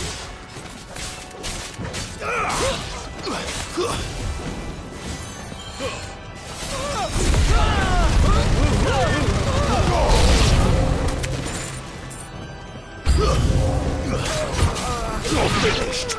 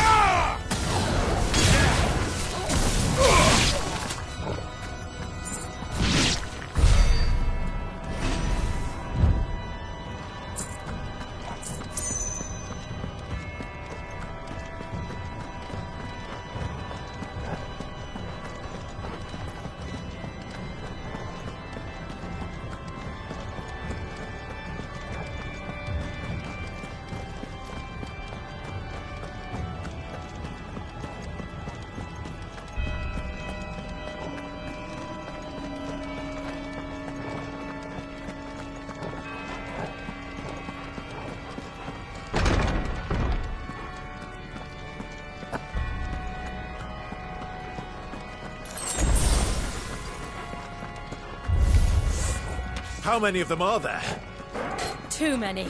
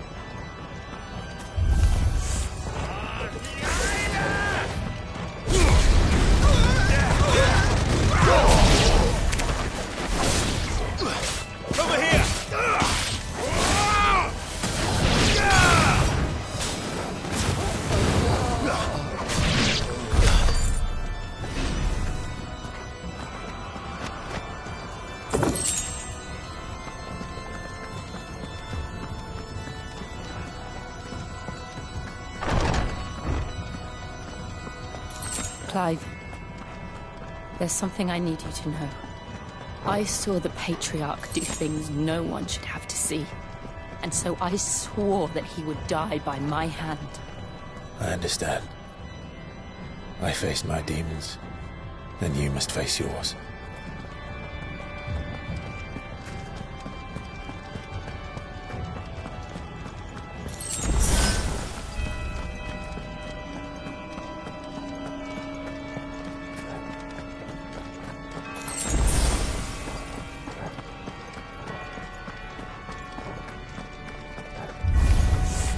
We're nearly there! Just one last push!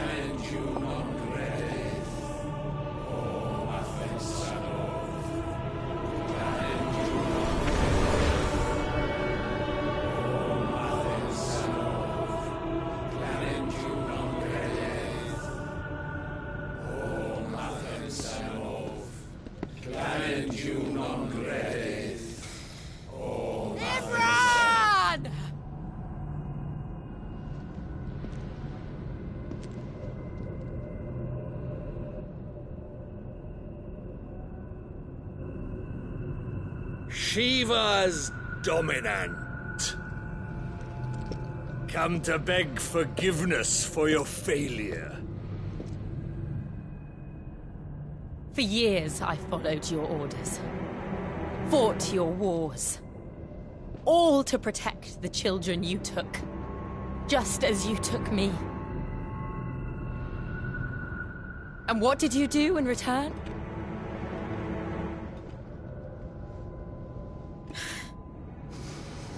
You put them in chains and you slit their throats! Fiend. Their souls were sullied with the stain of ether. I merely cleansed them of their corruption. A penance paid, just as the Holy Mother wills it! Repent, abomination! For a monster like you to set foot in the Holy Cymric is in itself a crime deserving of death! You're right. I am a monster. And my soul is stained black. Though not by ether. But by the evil of men like you, who made me close my heart and drown in darkness when I should have raged against it. This is my penance. I will be your monster no more. Nor will I suffer you to create another.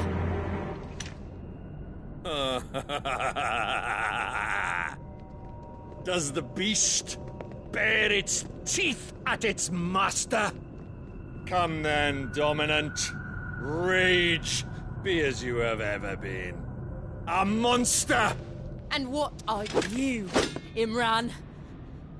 I was forced to kill. You do it by choice. But never again. I bowed to you once. Now it is you who shall bow to me! Kill them.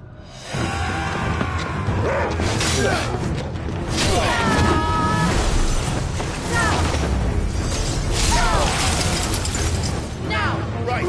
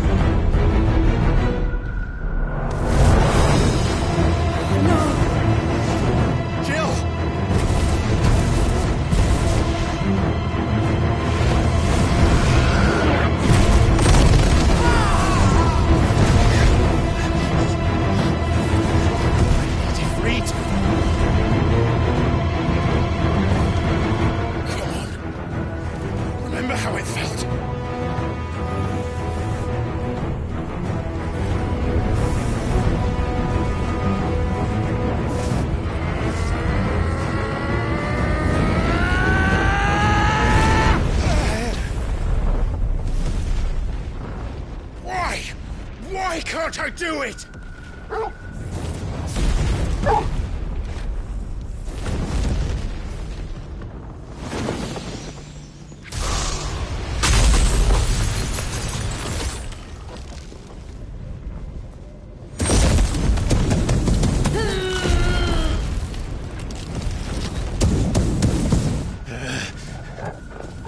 Please, just once.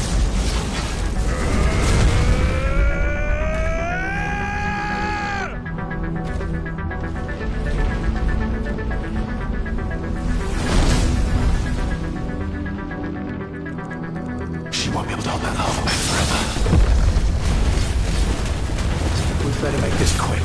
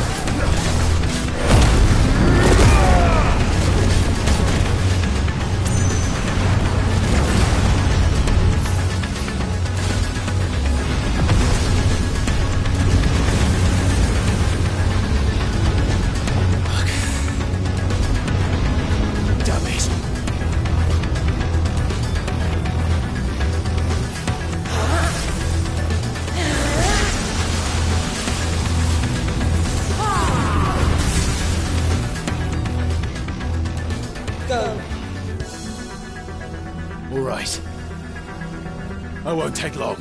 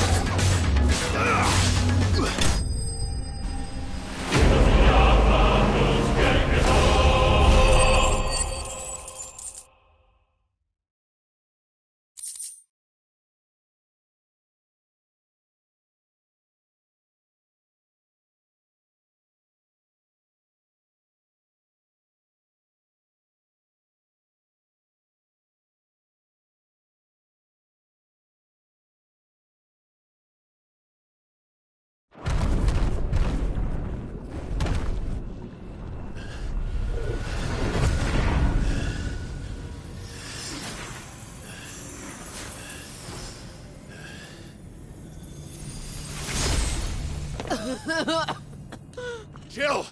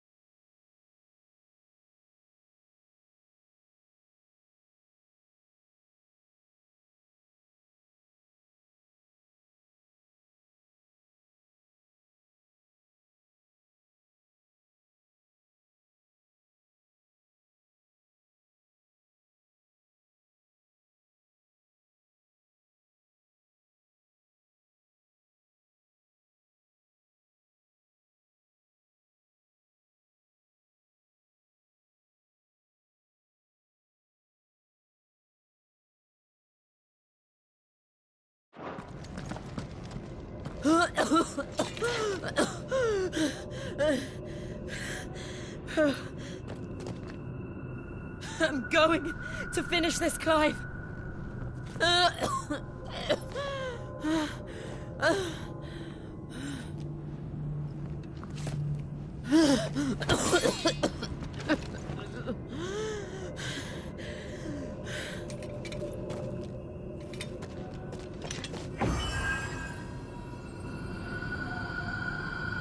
Here!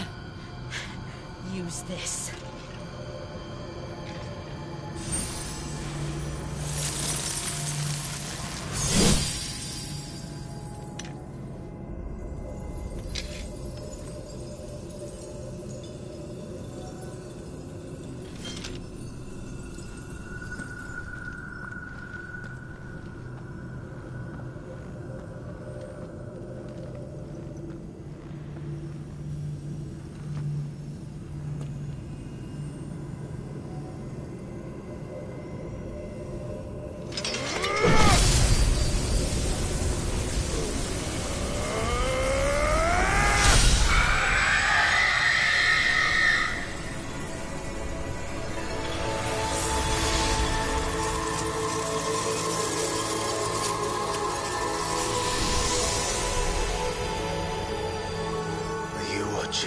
Cid. We're one step closer to freedom.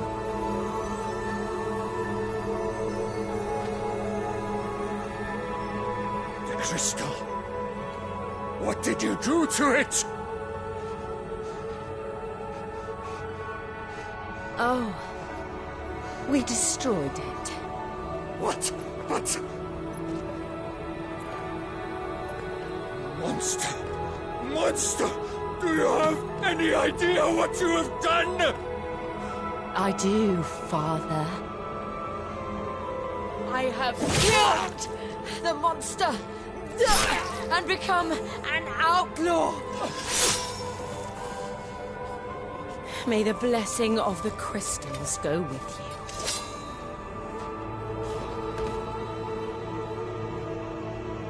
you. It's over. It is. And Shiva exacted her price. She did. Again, the burden fell to you. And I bore it willingly.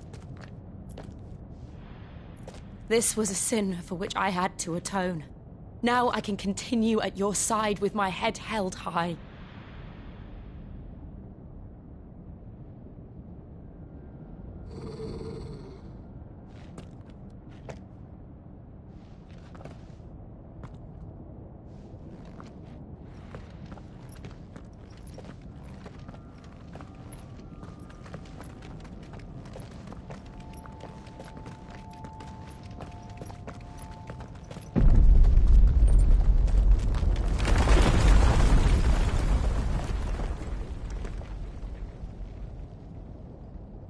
Clive, look.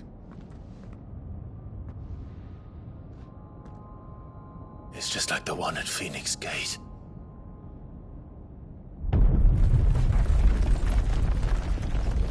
Damn it. We need to leave. Agreed.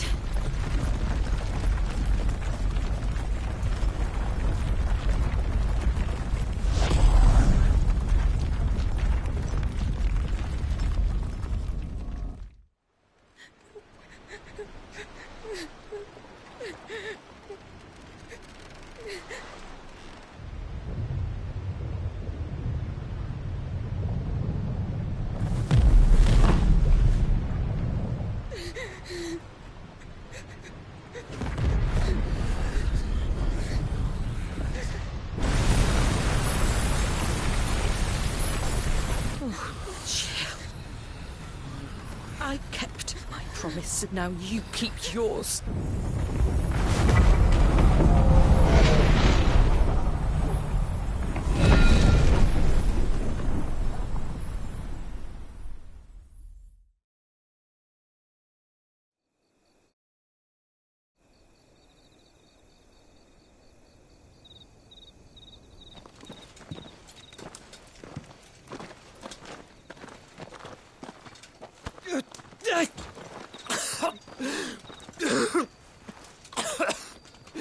This way, Your Grace.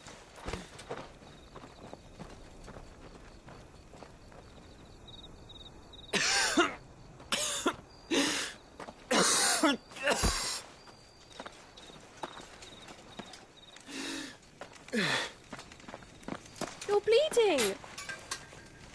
I have a tonic which will... I thank you for your kindness, truly. But I assure you, I will survive. Please, save your medicines for those who need them most. Oh, well, if you're sure.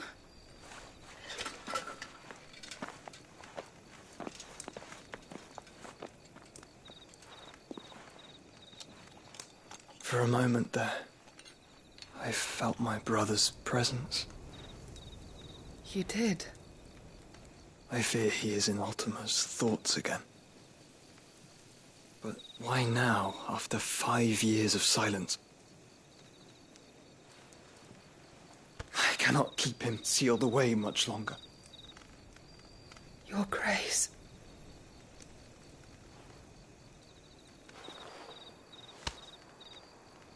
No, do not dirty your hands.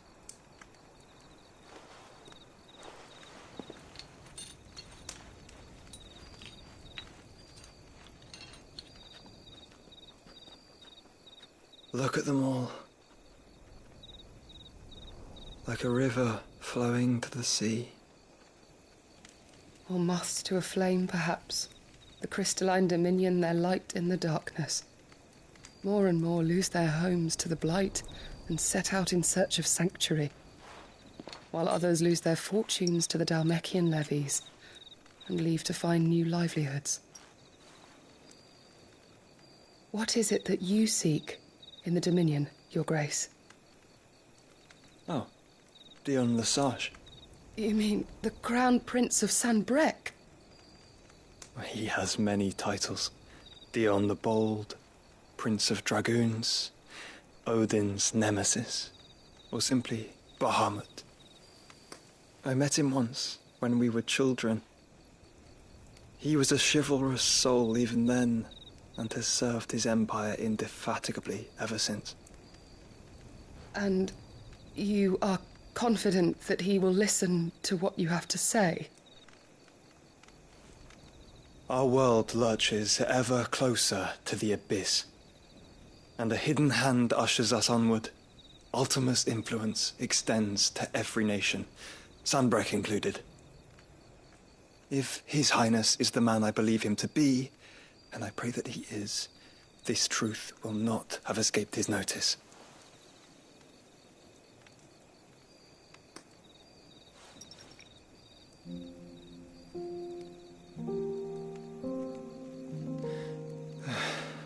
As the mother crystals fall, the eternal flame wavers, and the azure sky begins to bruise.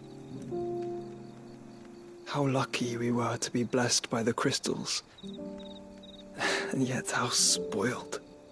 Like canaries in a gilded cage, growing fat on seed. But now, the bars are closing in, and we must take flight. Painful though it be to leave our home behind, it is what we must do to be free. Which is it that men cannot live without? A blessing that leads to damnation, or a freedom that leads to deprivation? I do not yet know the answer to that question. Do you, Clive? Your Grace, let us find a place to rest a while. We can return by the Dhalmekian trail once you have recovered your strength. I realize your duty is pressing, but if your health should fail... I know. Thank you, Yote.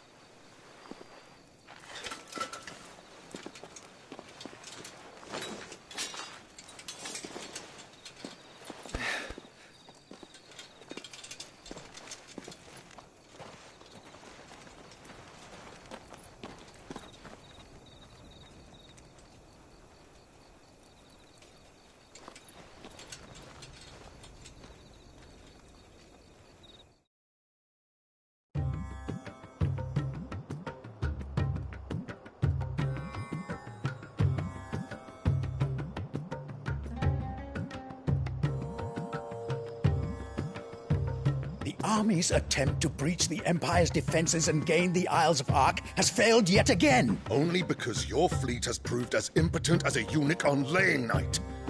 Would you rather we simply fell back to the capital?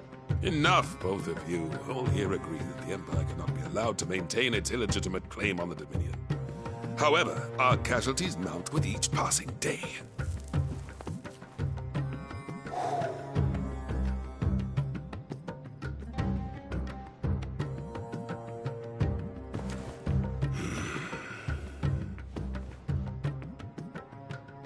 There is a literal sea twixt you and your prize. The armies of Sanbreque need but sit back and watch as you harmlessly lap against their walls. They are dug in like ticks and seek to draw out this siege, knowing the capital's stores are nigh bottomless. And what of our wise rulers? Goaded into war without any thought as to what chaos it might reap.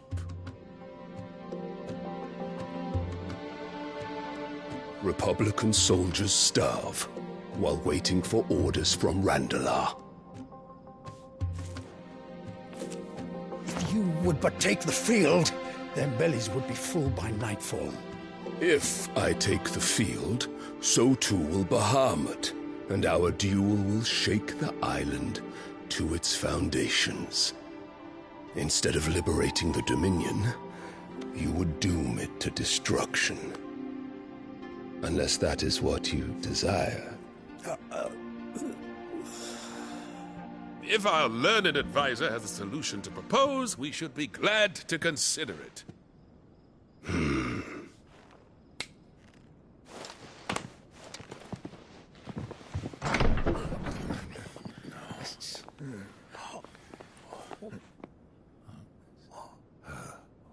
Is that the Emperor's?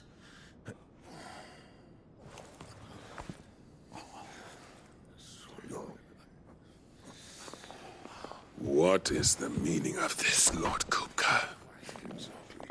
What it means is that I am disinclined to advise you any longer.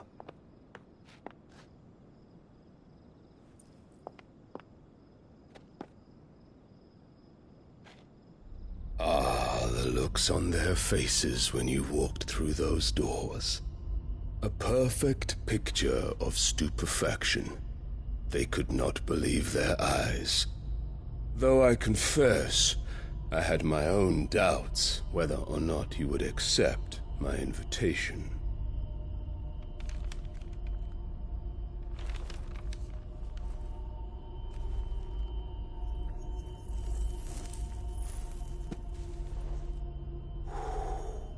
Such shocking news. Cid isn't a son of a whore. He's the son of an empress.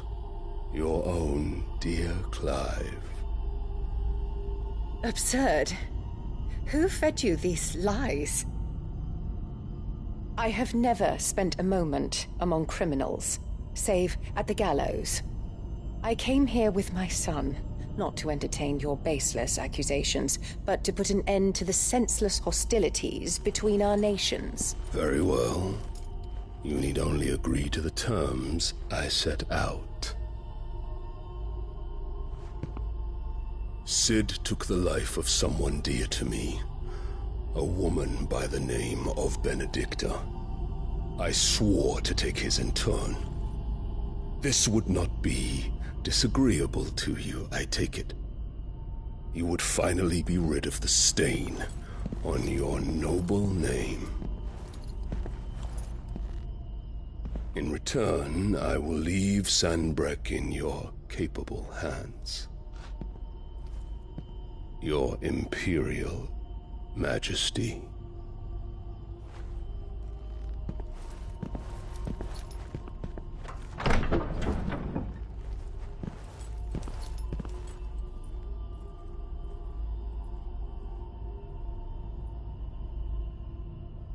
And all for the love of a common whore.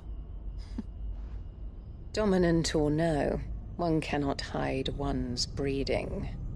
And beasts will ever belong with beasts.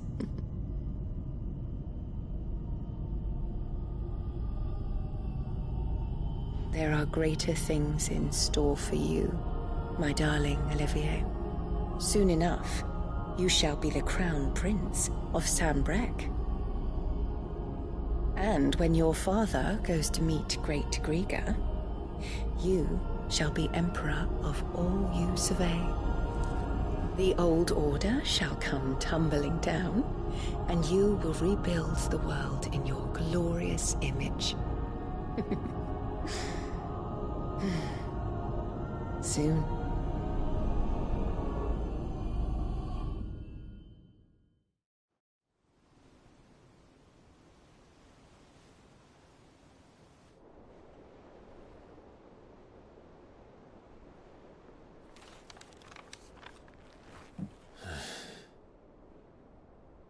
She's been in there for hours. Something must be wrong.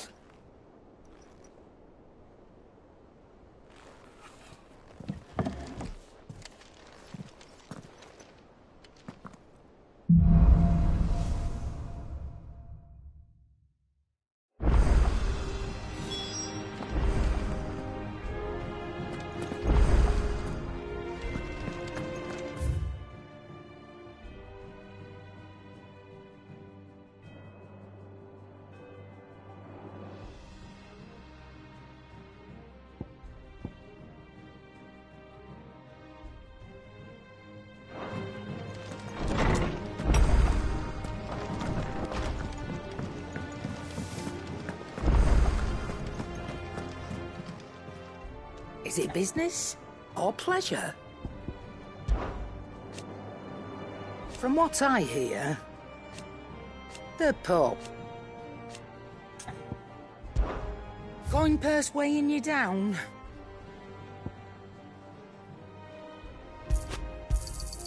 It'd better all be here.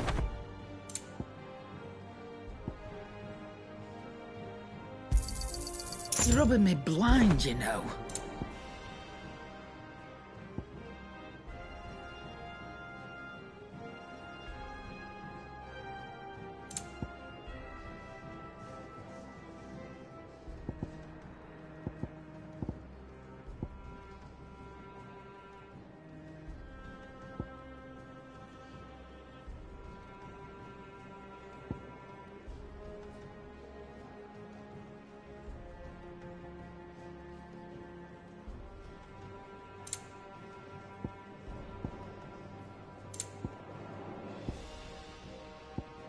Come again.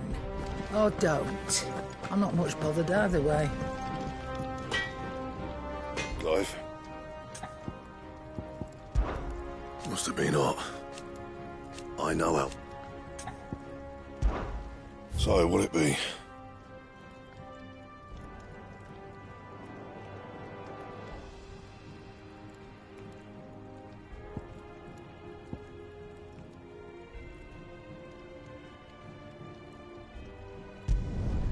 Should last you a good while.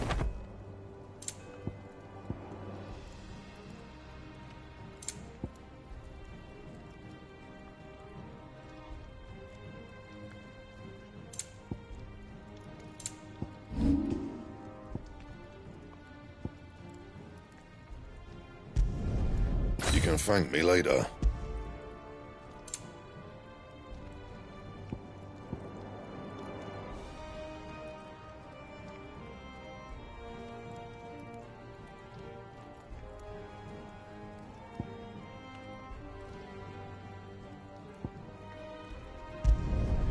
Yeah, that should do you. Not my best work, but it'll do.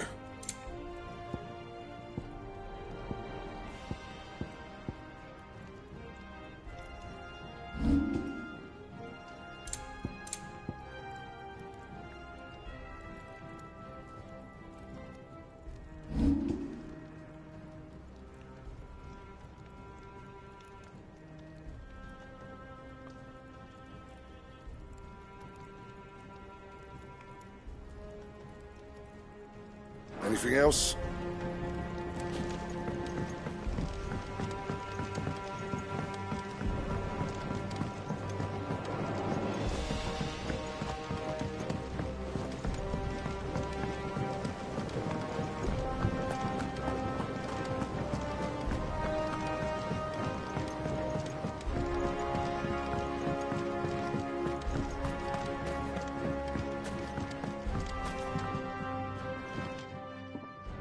Sid, I know that when we came to the hideaway, we chose to let go of our past in order that we might focus on our future.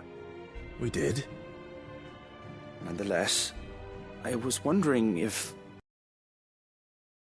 I know you are from Rosaria, and I'm in need of someone with intimate knowledge of those lands. Apparently, the Duchy is home to all manner of curative herbs found nowhere else in the realm.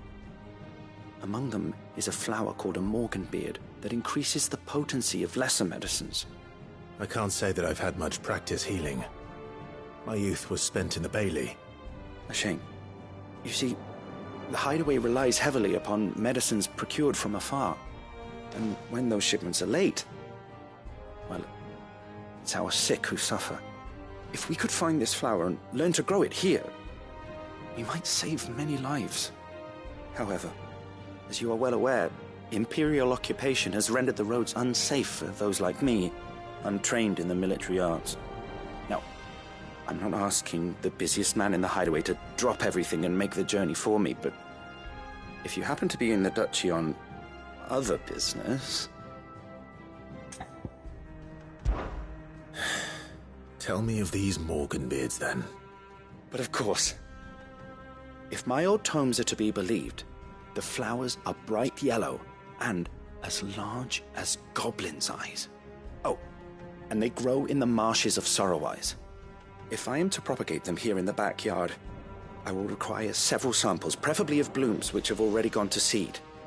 And before I forget, I do seem to recall learning in the course of my research that their odor has the tendency to attract unsavory creatures. Nothing you cannot handle, though, I'm sure.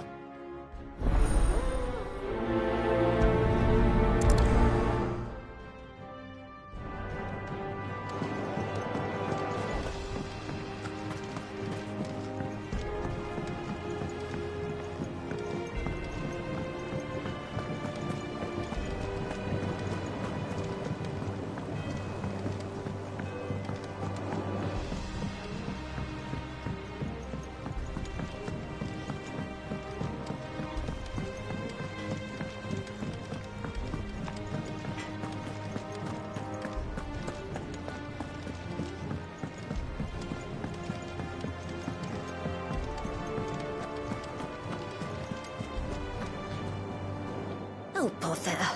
Whatever am I to do now, Clive? About what? I've 2 dresses that need stitching, but I haven't got a scrap of linen.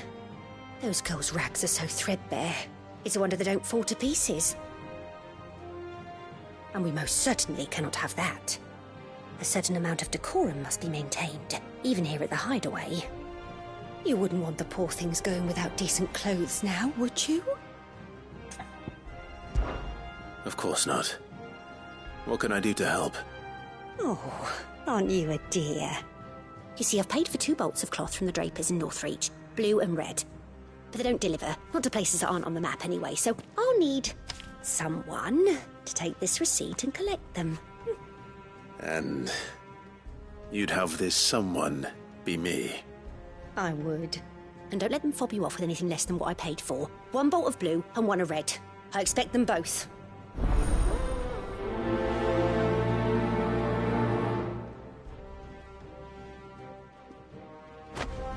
They said they'd give us new clothes. Our man in Dalamore mentioned that Cookie's Guard haven't been seen.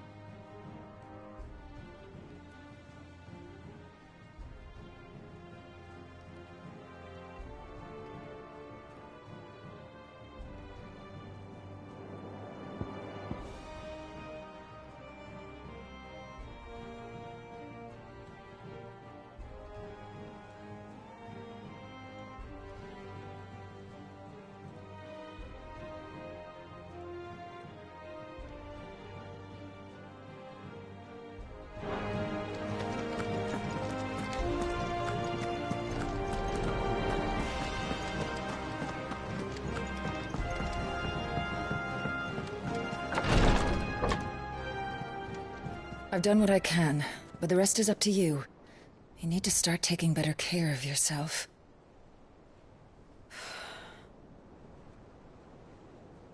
Understood. And thank you.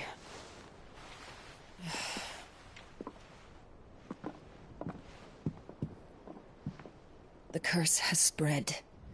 Make sure she rests.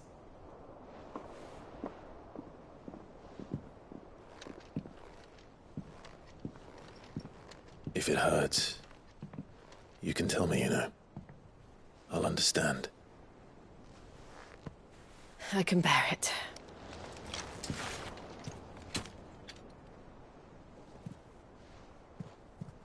But you shouldn't have to.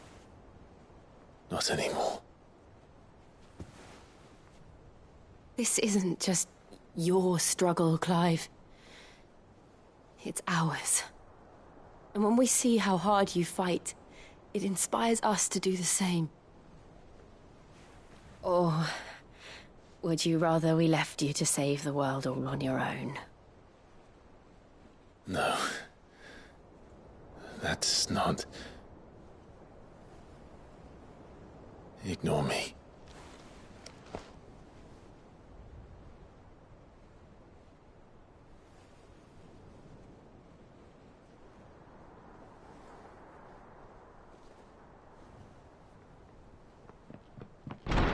Clive, where are you? In here.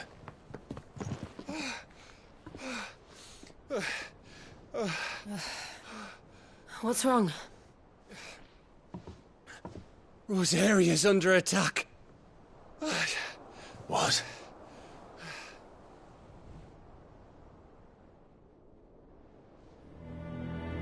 This isn't the Dhalmekian army we're talking about.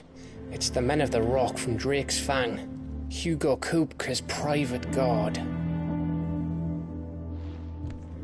They're raising hell in Rosalith, trying to batter down the castle gates. Looking for me?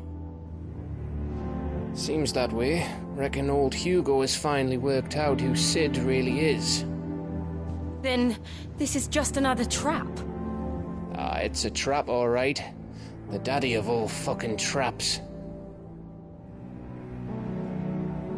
I'm going to Rosalith. You're not serious. That's exactly what he wants you to do, Clive. Look, I don't know why Kupka harbors such a grudge against Sid. But as long as it's left to fester, our world will never know peace. He has dragged the rest of Storm into this pointless war just to find me. Besides which, I'm not about to stand and watch while my home gets ground into the dirt. Hugo Kupka must die. I've lost enough friends to that man already. I don't want to lose any more. So let's go and kill the bastard. I'm coming too. After all, we're in this together. All right.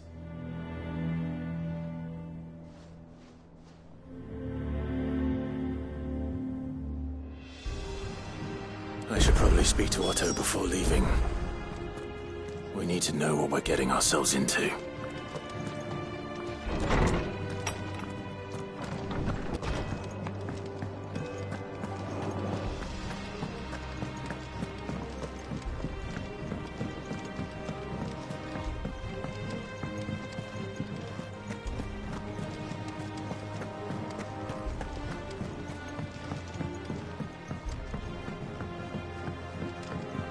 We must be ready to leave for Rosalith at a moment's notice. Gov gave you the news, then? We're leaving for Rosalith. But not before I know exactly what's going on. What have we heard? All sorts. Nobody was expecting the Dhalmekians to open up a new front against the Empire, least of all our friends in the provinces. Reports have been rolling in from all over the place, with no two saying the same thing. I've been passing them on to Vivian, in the hope she can make sense of them. If you're set on going, you'll want to talk to her. Understood.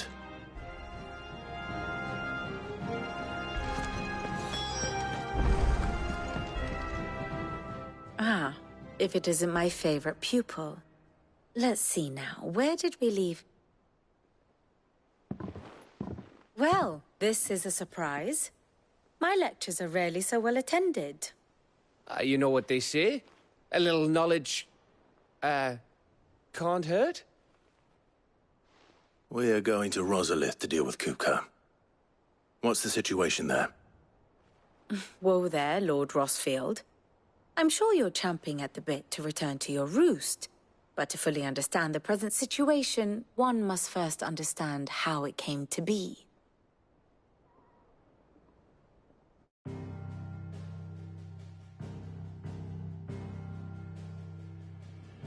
Let us begin with the story of Hugo Kupka, or the permanent economic advisor to the Dhalmekian government, to give him his formal title. In a republic founded on commerce, there could hardly be a more influential position. It has granted him both extraordinary wealth and extraordinary power. Not that he ever wanted for the latter. Being Titan's dominant, he is also Dhalmekia's last line of defense, a fact he has used to his considerable advantage. Why, he was even able to pry Drake's Fang, one of the pillars of the Republic, from Parliament's grip. And he was quick to buy the loyalty of the Fang's protectors. Today they are his faithful creatures, a private army in all but name. The self-same army that marches upon Rosarian soil as we speak. By which I mean Imperial soil, not that you need reminding of the fact. Suffice it to say, the Empire's attentions are elsewhere at present, deadlocked as it is with Dhalmekia over its occupation of the Crystalline Dominion, where its legions are now gathered. Scarcely a handful of garrisons remain to secure its western provinces, and half of them left after the fall of Drake's Breath. With the threat of the Ironblood thus diminished, they had little cause to fear a maritime invasion. And so today, only a token force guards the former duchy's shores, as Kupka was quick to descry. He landed his troops on the Rosarian coast without encountering so much as a single ship. All for you, Clive. He wants your head.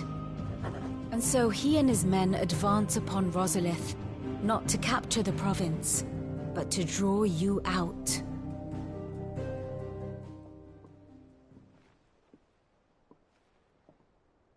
You said Kupka's forces sailed up the coast.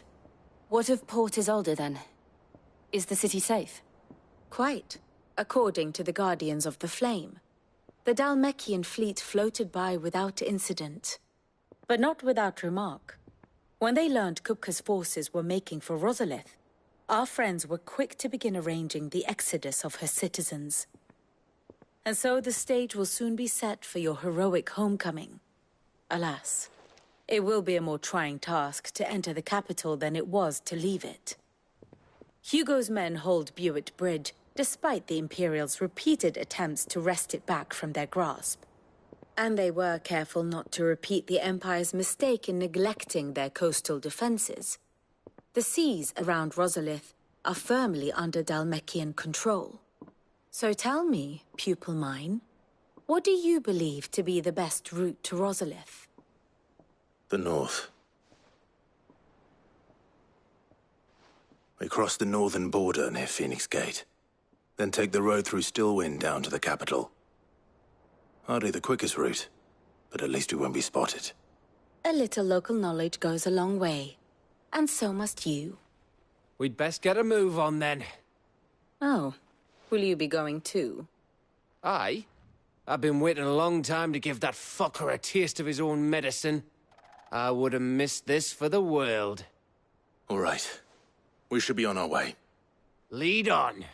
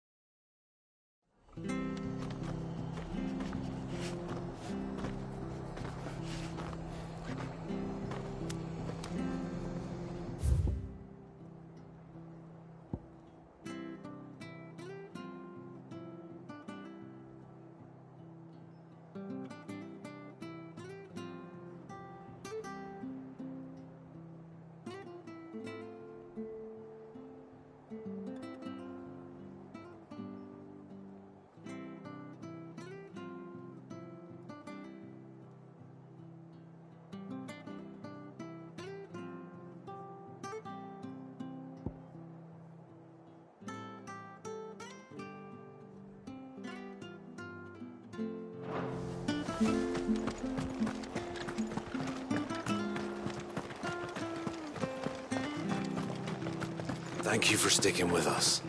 Those of us who are still here have to look after each other. It'll take ages to tidy all this stuff up.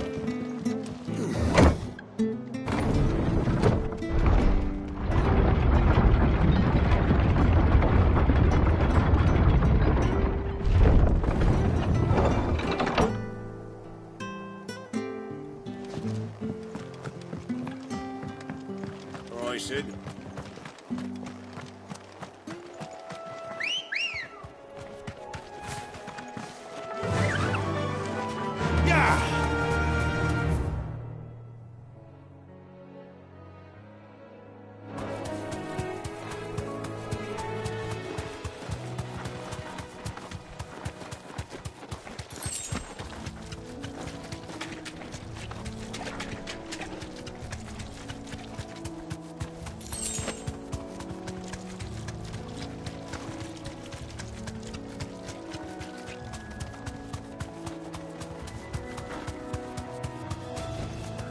Be safe.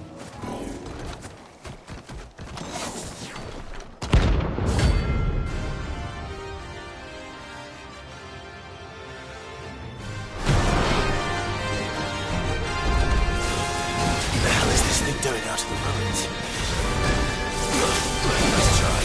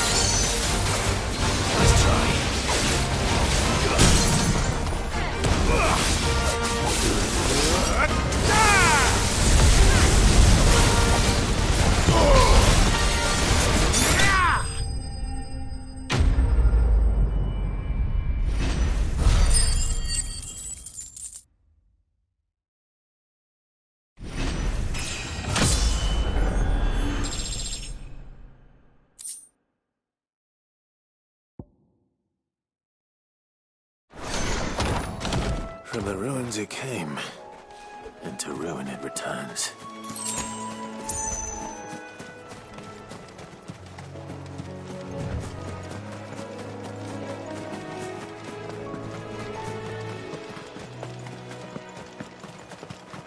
The marshes near the Abbey are certainly damp. Let's see if they're damp enough for more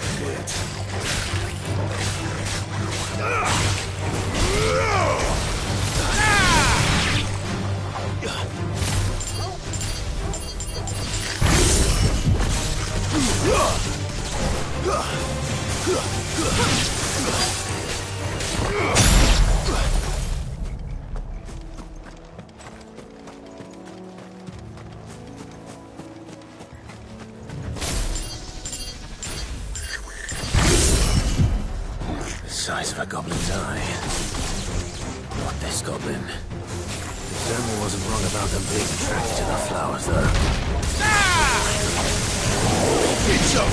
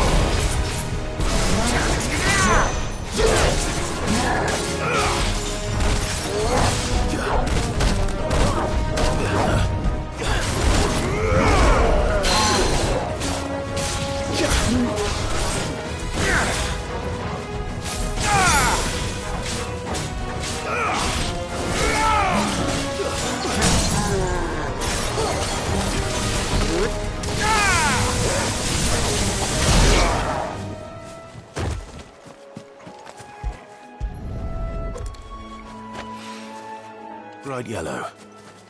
These are our Morgan beards, all right. Well, there's something familiar about this scent. It reminds me of home.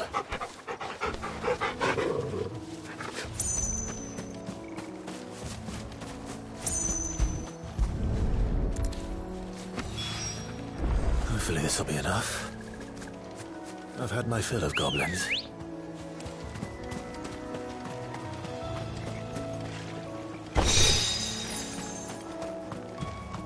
Come on. Run like the wind.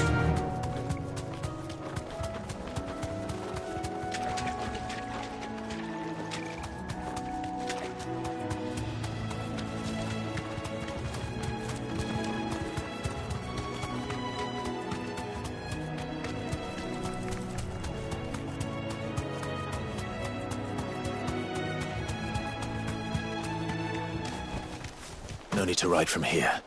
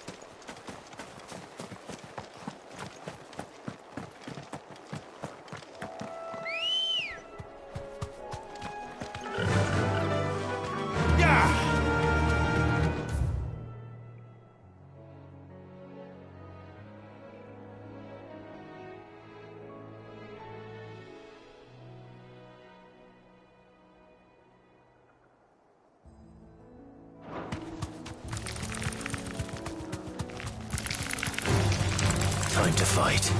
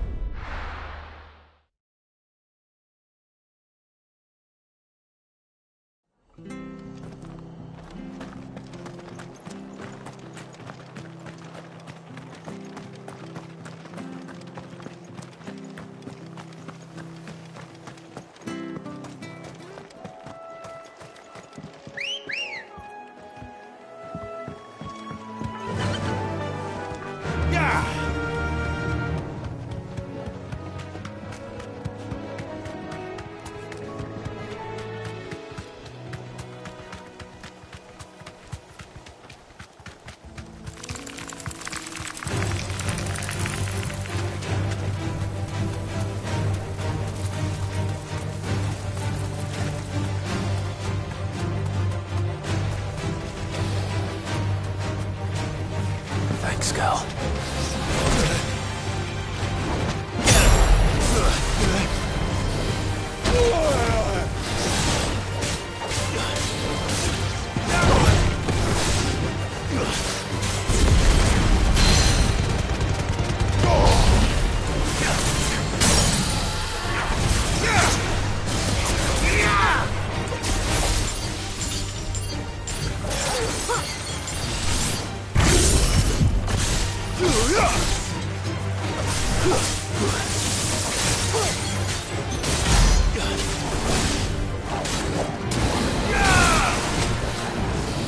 Nice try.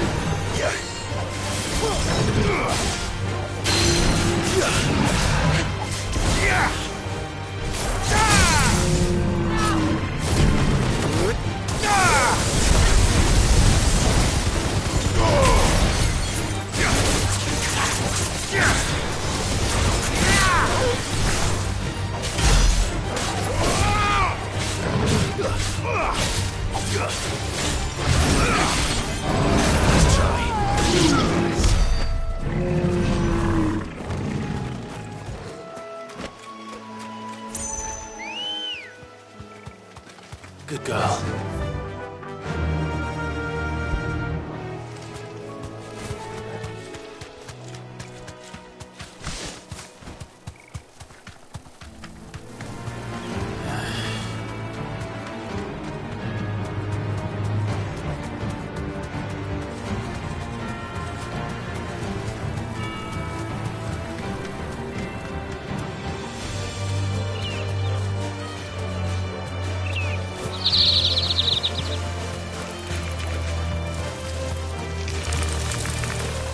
To ride from here.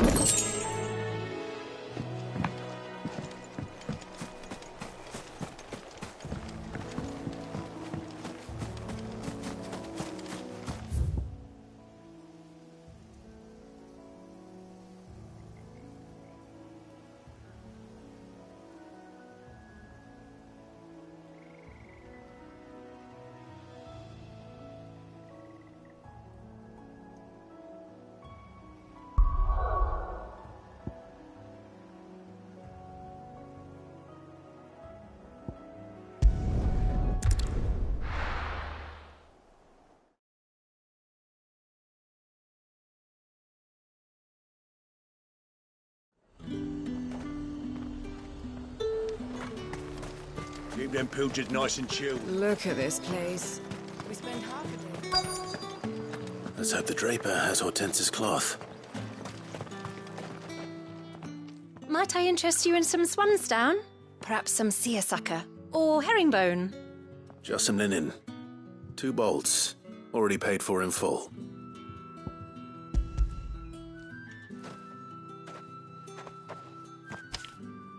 Apologies, my lord, but your items aren't here.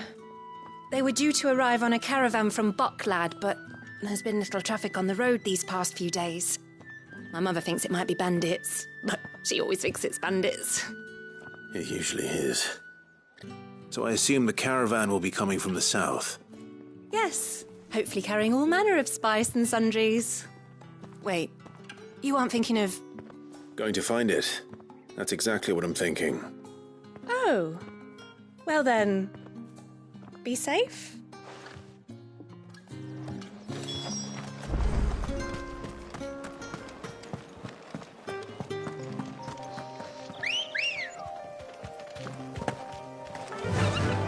Fly, Ambrosia.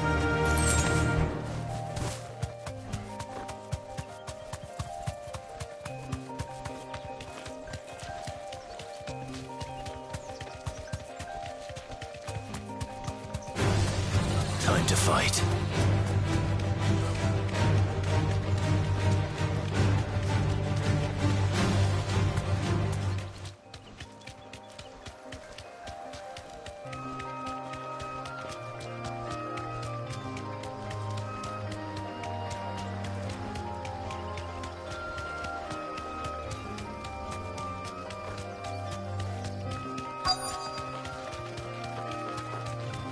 That damn bird's a menace! She meant nothing by it, I swear. Who's gonna buy my wares now? State your animals left them in. But they're hardly damaged at all. Is there something wrong? If you're a bandit come to steal my stuff, you're gonna be sorely disappointed. And all thanks to this fool. But it was you who stepped into my path. Only after that featherbrain trampled me. I demand recompense, be it in coin or the items you carry. Refuse, and I shall report you to the garrison and see you hanged. These goods are expected in Northreach. I mean, they're not mine to give away. You wouldn't happen to be on your way from Boklad, would you? I am, but did someone from the market send you? Please, you have to help me. I can pay whatever you ask. So the fool has protection. And coin, too. Sorry, friend, but we'll be the ones taking it. Oi! Killer! It's time to collect! I told you not to call me that. And we'd have already collected if you hadn't insisted we'd put on this little act. Bandits! As I told one of your customers, it usually is. Let's get this over with. I'll deal with the bird lover. You take the handsome one, killer. Stop calling me that.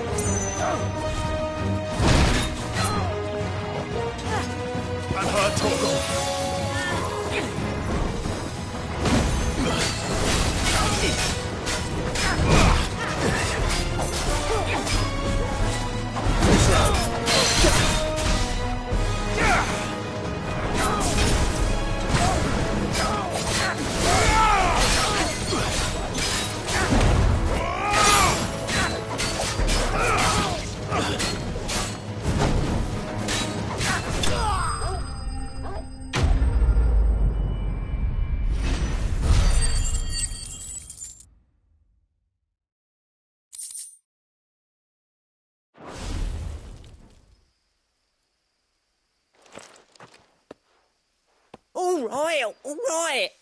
You made your point. Killer my arse. Did he hurt you? No, thankfully. He seemed intent on letting the bandit do his dirty work for him, and he would have succeeded had the Great Lender not sent you. My shipment is safe, and my livelihood with it. You must allow me to reward you. We can speak of that once you're safe in Northreach. I'll accompany you there.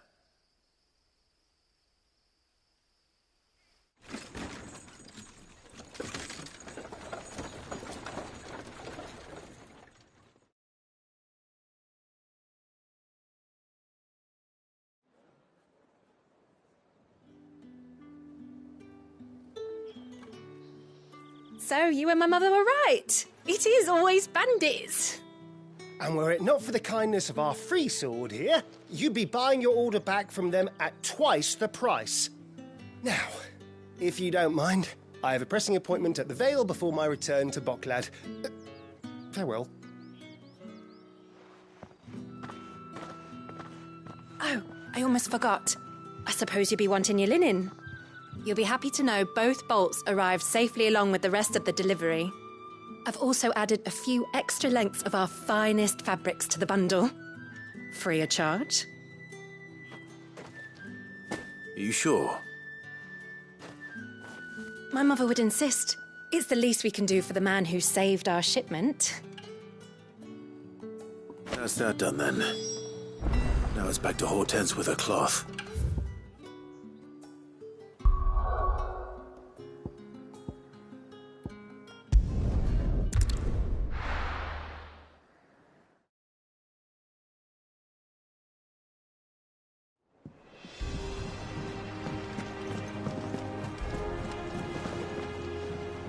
Clive, sorry again for sending you all that way. But you did get my order, didn't you? Don't worry.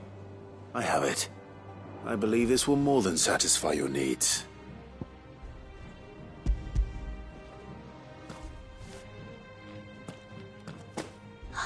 Let's see here.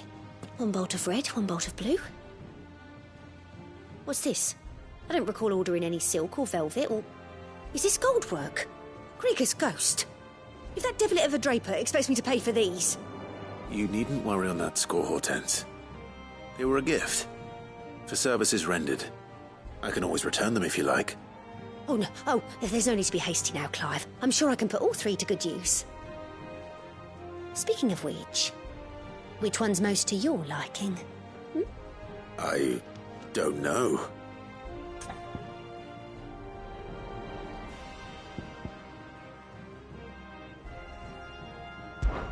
This one, I suppose? I've a mind to give a piece to Jill. Did you know she's quite the little seamstress? I know needlecraft was amongst her lessons at the castle. Her lessons? Oh, that's right. The two of you were raised together in Rosalith, weren't you?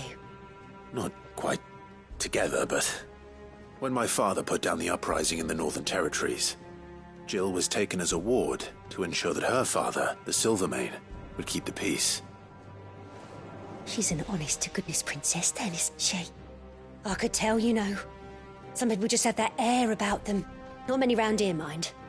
I'd offered to sew her something that might better suit her station. But she'd most likely turn me down, as she always does. Tell me not to waste the fabric when it's better used on the children. Don't take it the wrong way. She certainly seems to be attached to the last outfit you made her. Oh, sometimes I think she never takes it off. Or perhaps she'll make something for herself with your gift. Either way, I'm sure she won't turn it down. We'll see, I suppose.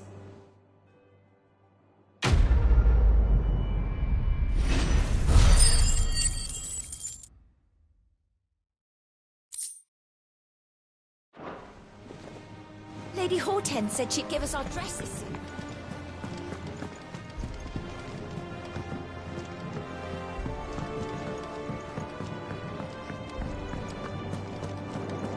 Take care, Clive.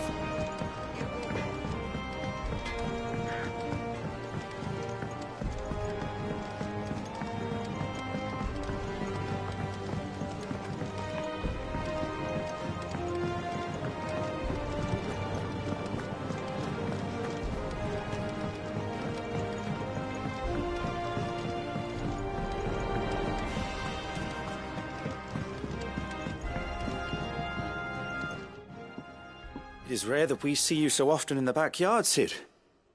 What brings you to the gardens? I found your flowers. Yes, wonderful. These are almost identical to the plates in my tome. Did you have any trouble locating them? Finding them was the easy part, but it's odd. They remind me of my childhood somehow. I don't remember these flowers specifically, but we must have grown them in the castle garden. If the petals are meant to improve the effectiveness of medicines, it's possible that the court physicers grew them for the tinctures and treatments they made my brother. If the ducal healers were convinced of their properties, that is all the more reason to begin growing our own supply here. Oh, allow me to use some of the flowers you brought me to make something that might aid you on your travels. I need only a moment to extract the essence from the petals.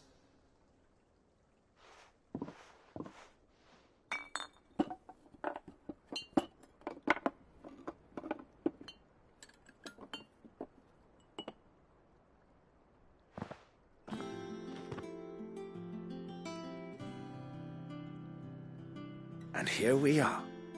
A phial of pure Morganbeard extract. A single drop added to any one of your restoratives will increase its potency. At least I hope it will.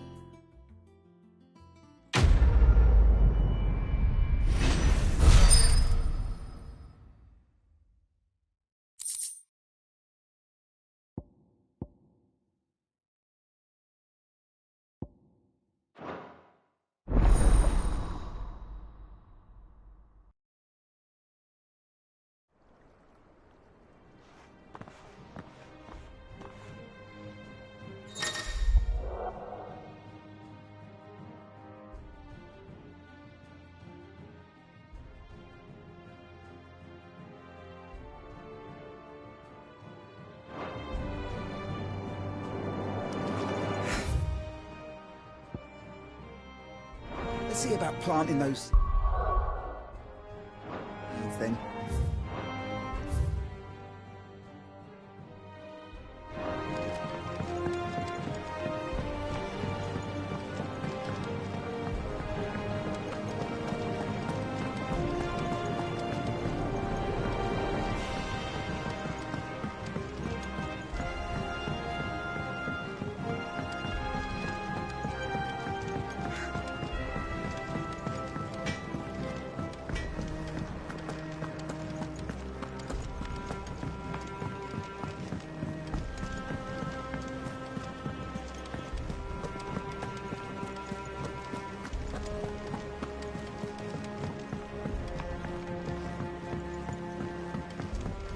We must be ready to leave for Rosalith at a moment's notice.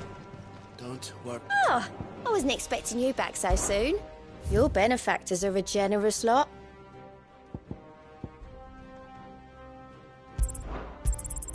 All yours. All done?